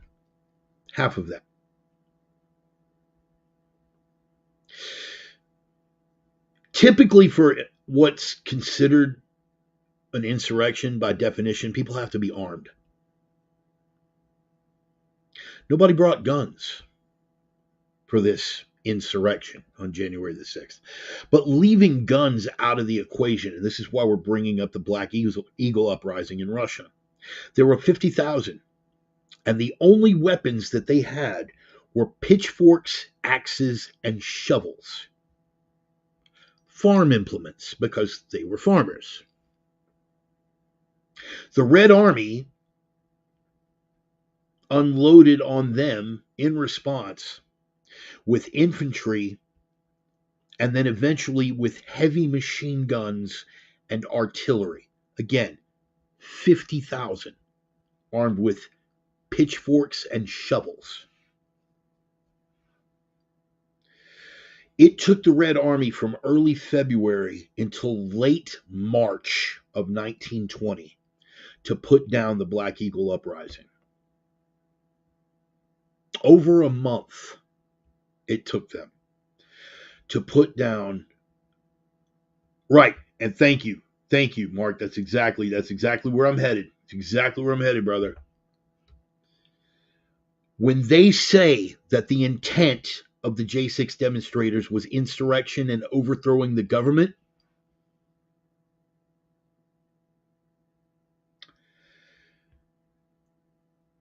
you think maybe they would have shown up with pocket knives, couple of pool cues, maybe? What I am suggesting to you is that because of Nancy Pelosi's deliberate refusal to accept National Guard, and that's a whole other discussion. If you had 100,000 people on the ground and they would have shown up with pitchforks and shovels, the assertion of the official narrative is that they were there to overthrow the government. If they would have shown up 100,000 on the ground with pitchforks and shovels, they would have stopped the process. They would have overthrown the government, and there would have been, pardon my language, fuck all that the regime could have done about it for months at the very least. Even if they'd have gotten the National Guard in there instantly, it would have set off a civil freaking war. So spare me your worst attack on democracy since the Civil War talk. It's utter nonsense. But in the meantime, I realize that for leftists, reason is anathema to their entire existence, but I'm going to ask one tiny favor in a logical sense, just one. And that favor is pick a side. Pick a side. Either we deplorables are utterly stupid for thinking that a few million of us with simple small arms could resist the power of the United States government in a fight, or 100,000 unarmed individuals, of which only a few thousand breached the Capitol grounds, was us coming this close to losing democracy. You can have one or you can have the other. You cannot have both. Going forward into 2024, this election year is going to be like something we have never seen. I've been alive on this planet for 54 years. It'll be 55 in March. I have lived through Nixon, Carter, Ford, Reagan, Bush Sr., Clinton, Bush Jr., Obama, Trump, and now this cadaver. The most afraid I've ever been for the future of representative government in the United States was under the Bush junta, Bush Jr. Whether it was the Ashcroft Justice Department or the Gonzales Justice Department with the Patriot Act and all the egregious executive overreaches, egregious college word, I got like 3 of those. I was deathly afraid for the future of the Republic and for representative government here in the United States. I was terrified.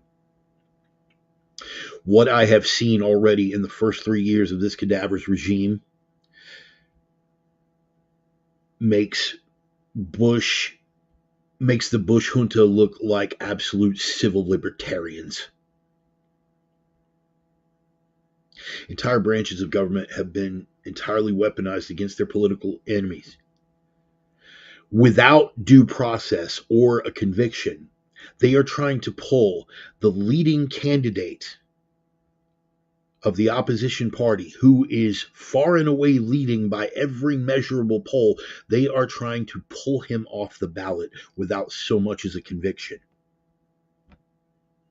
And they are insisting that they are doing it to save democracy. They are doing everything they can to keep Robert Kennedy off the ballot, who at the very least is an opposition candidate for the Democrats. They won't even have debates. They won't even put him on a debate stage. Smart call on their part, by the way. They won't put Biden on a debate stage next to Kennedy. And they won't let Kennedy on the ballot as a third-party candidate. So what we are being told with a straight face by the same people who are telling us that they are preserving democracy is that the only way they can preserve democracy is by forbidding the 2 opposition candidates from running. And there are actually people out there on the Democrat and oddly enough, even on the Republican side, that look at that proposition and say, yeah, it makes sense. It's the only way we can do it, man. It's the only safe way to proceed. You should be terrified.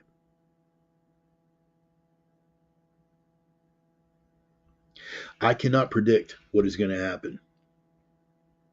Why can I not predict what is going to happen? Because every indication is that we are going to see things this election year that I have not witnessed in politics in 55 years on this planet. Things are legitimately up for grabs. And I hate even being hyperbolic like this,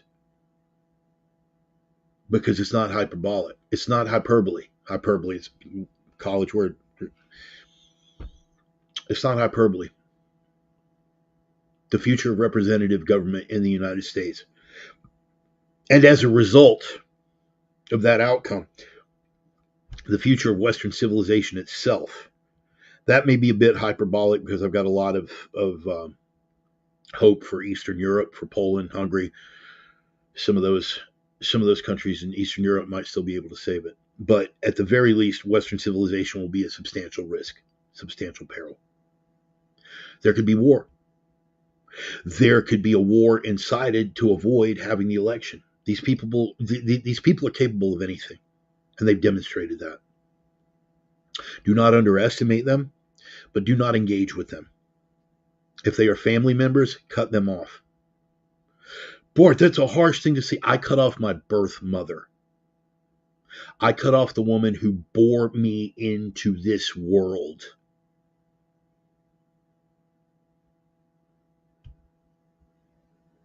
So you can say I'm an awful person for doing that, but don't say that I'm not committed, and don't say that I'm suggesting something that I'm not willing to do myself. Slowly but surely, when they expose themselves, cut them off. Play a game. It's like a giant game of political whack-a-mole. When they expose themselves as usurpers, which they do, you are either down for representative government or you are not. You are either down for Western civilization or you are not. There is no middle ground. If you have aligned yourself with the existing regime, you are a traitor to the West. You are a traitor to your blood. You are a traitor to your culture. You are a traitor to your nation. And you are a traitor to your civilization. And every single one of those statements are hills that I'm willing to die on. There is not a single one of you, not one, that I would not unceremoniously and summarily cut loose, absolutely and without equivocation. Well, I just burned up all my college words. If you were to come out in support of the actions of this regime, not one. Family member, close friend, relative, co-worker, passing acquaintance, you support the end of the West, we have nothing further to discuss. You support a regime that is undermining representative democracy to feed your own words back to you because that's what you assure us you're trying to save. You are undermining the free choice of the American electorate to make their own decisions and for those decisions to hold. You are my enemy. You come out for any restriction on speech or political expression, on any premise. You are my enemy and we're done.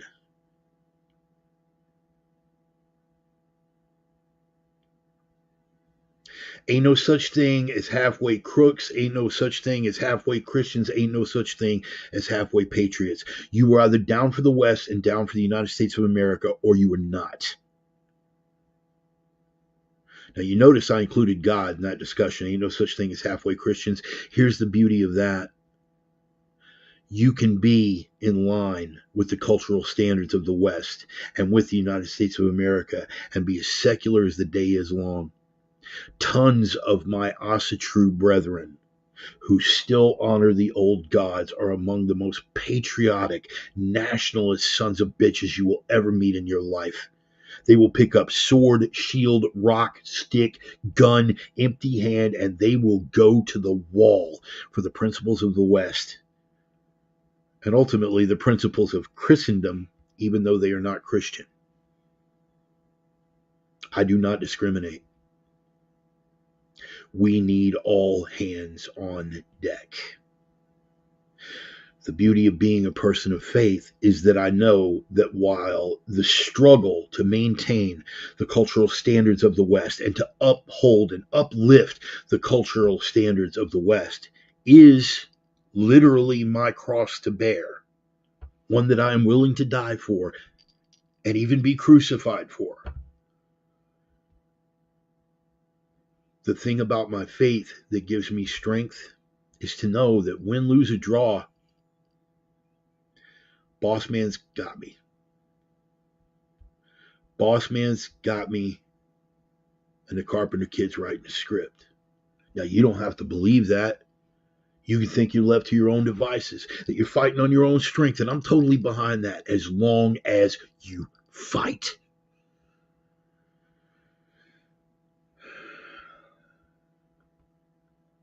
In my heart of hearts, I hope that it does not come to the worst.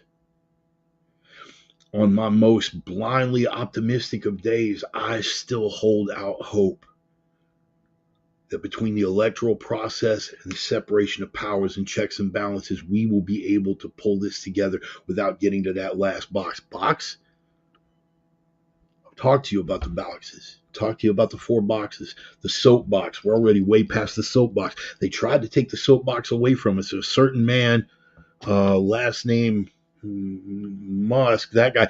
Yeah, he kind of saved a little place on the soapbox for us, and I thank God for him. Soapbox. Then we go to the ballot box. Ballot box, hard to say. I told y'all before, I've been clear on this, and I don't waver from it at all.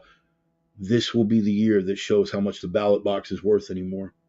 2020 definitely shook my faith in it, but I'm going to hold out hope, and I'm going to push every one of you to cast your ballot. Everyone that can, I'm going to push you to cast that ballot. Roman, you already know who I'm trying not to say right now. Sons of bitches like that. That's why I broke contact with him. I broke contact with him because if you're out there and you're tearing people down who are trying to be active and trying to save what's left of the soapbox and the ballot box and the jury box, if you're tearing them down, guess what, pal? You just made my enemies list. We lifting people up around here. We ain't holding any illusions about where we are, but we're lifting people up around here. We're lifting people up. We're stealing our spines. We're letting our balls drop for the fight. We are lifting people up around here. And if you're out there tearing them down and pissing on other people's candles, I got no time for you, son. You might sit back and think, man, he just couldn't handle that I went down with flat earth. Nah, man, I couldn't handle that you abandoned your principles, bro.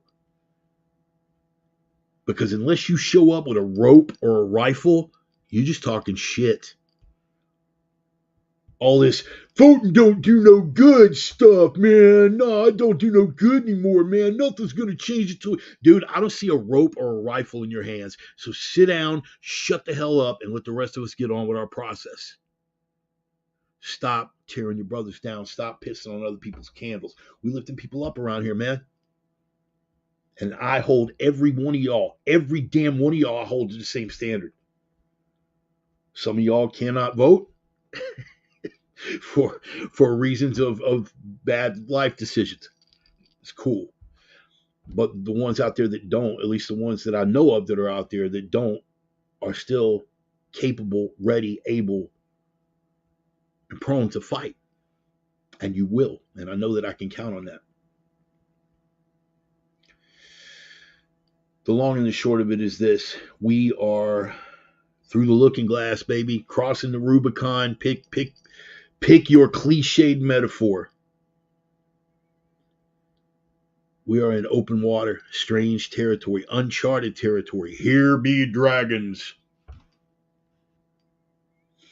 I can't call it.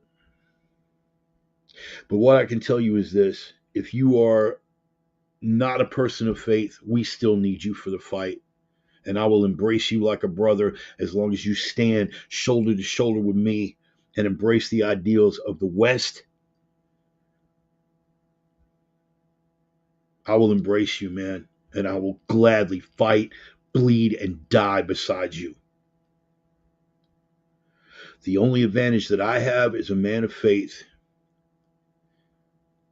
is what I never understood until I came back to the cross, and that is that peace that passes all understanding. I don't worry about the outcome. The only outcome that I worry about is on that appointed day, that if I am to die, that I die well.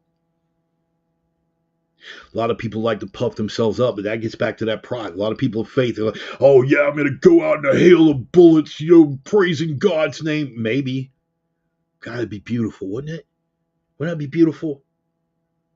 You know what's not glamorous?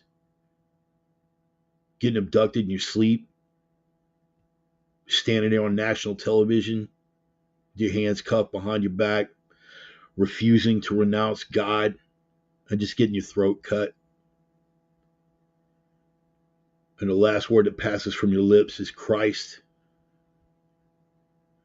Standing there getting your throat cut, and the last two words out your mouth are Deus Vult. Standing there getting your throat cut, and the last three words to escape your lips is Omnia ad regnum. That's still dying well. And either way, I'm okay.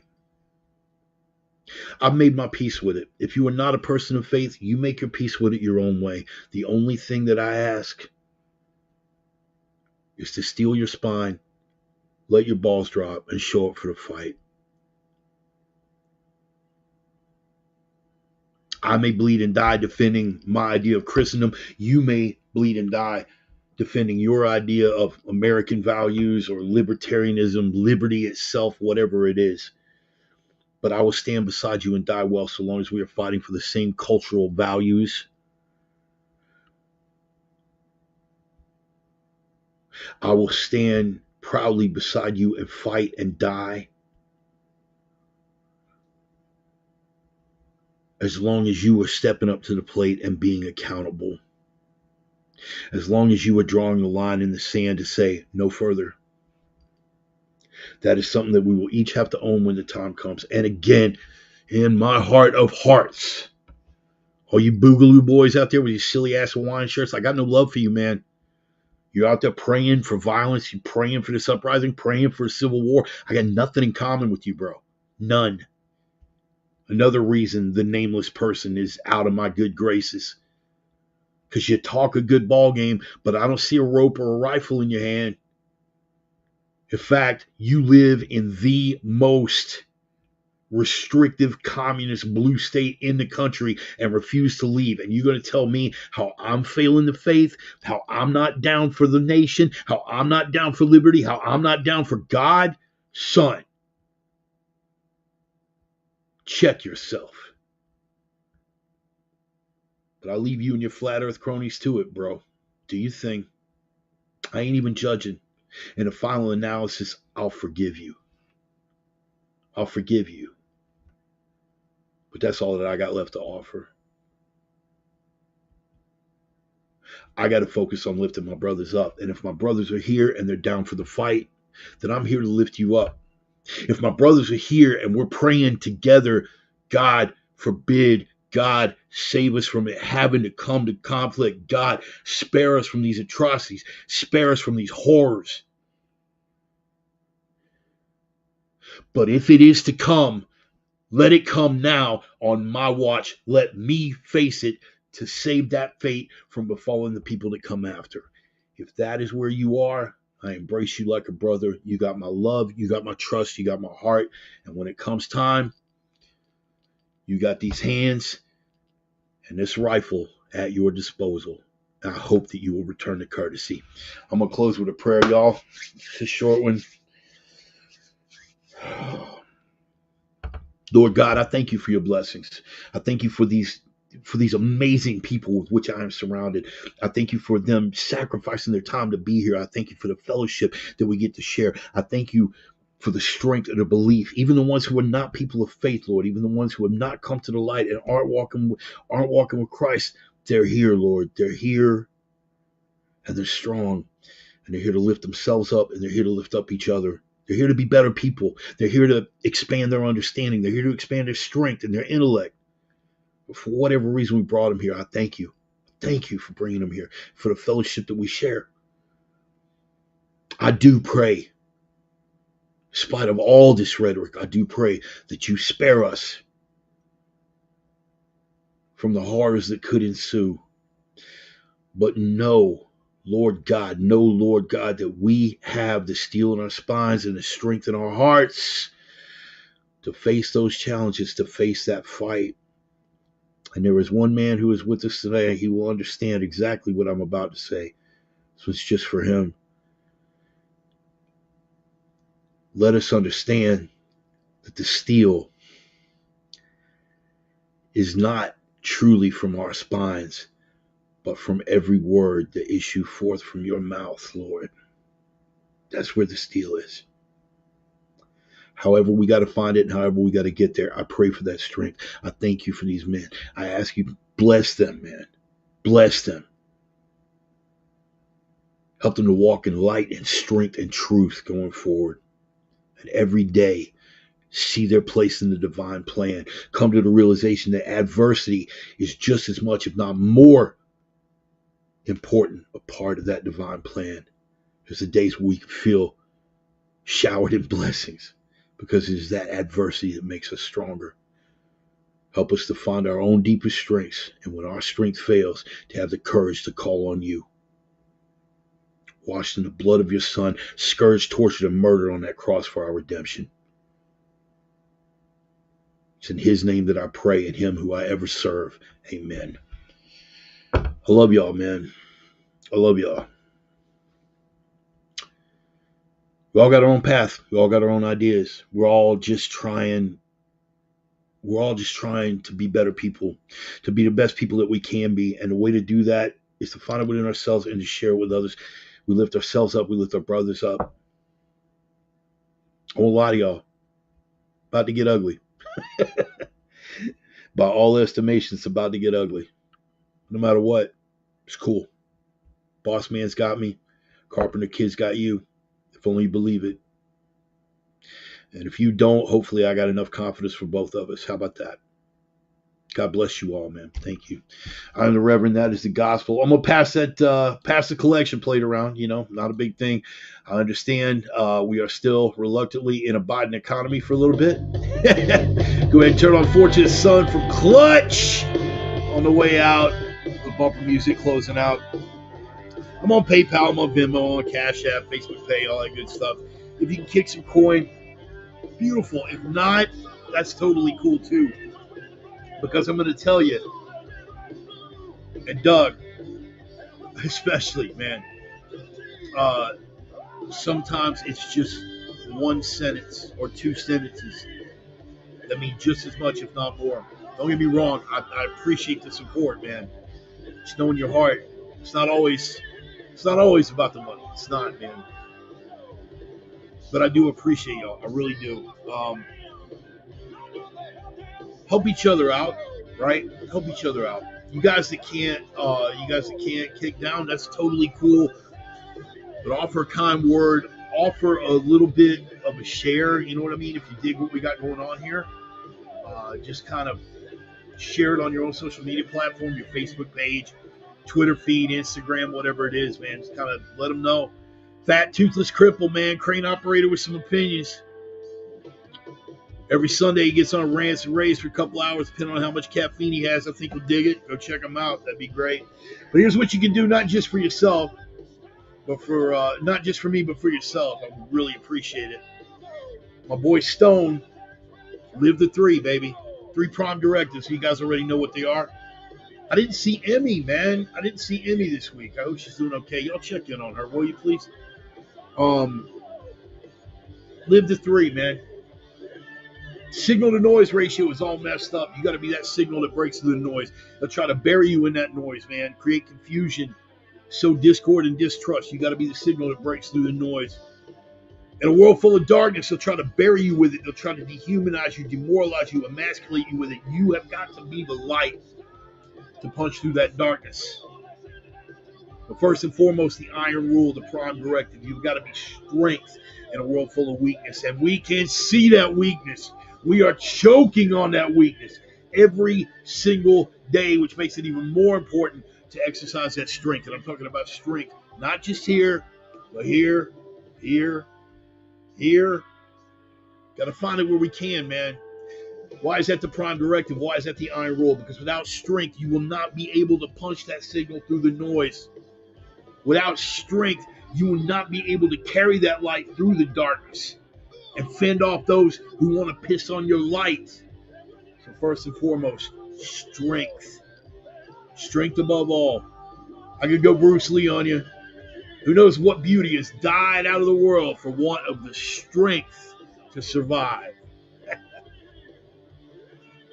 Anyway, man, I love you guys, man. Thank you for showing up. It's always pleasant having these little conversations.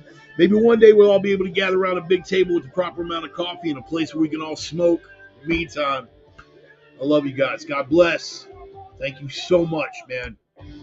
Appreciate every damn one of y'all. God bless y'all, man. Thank you. See you next Sunday, guys. Peace.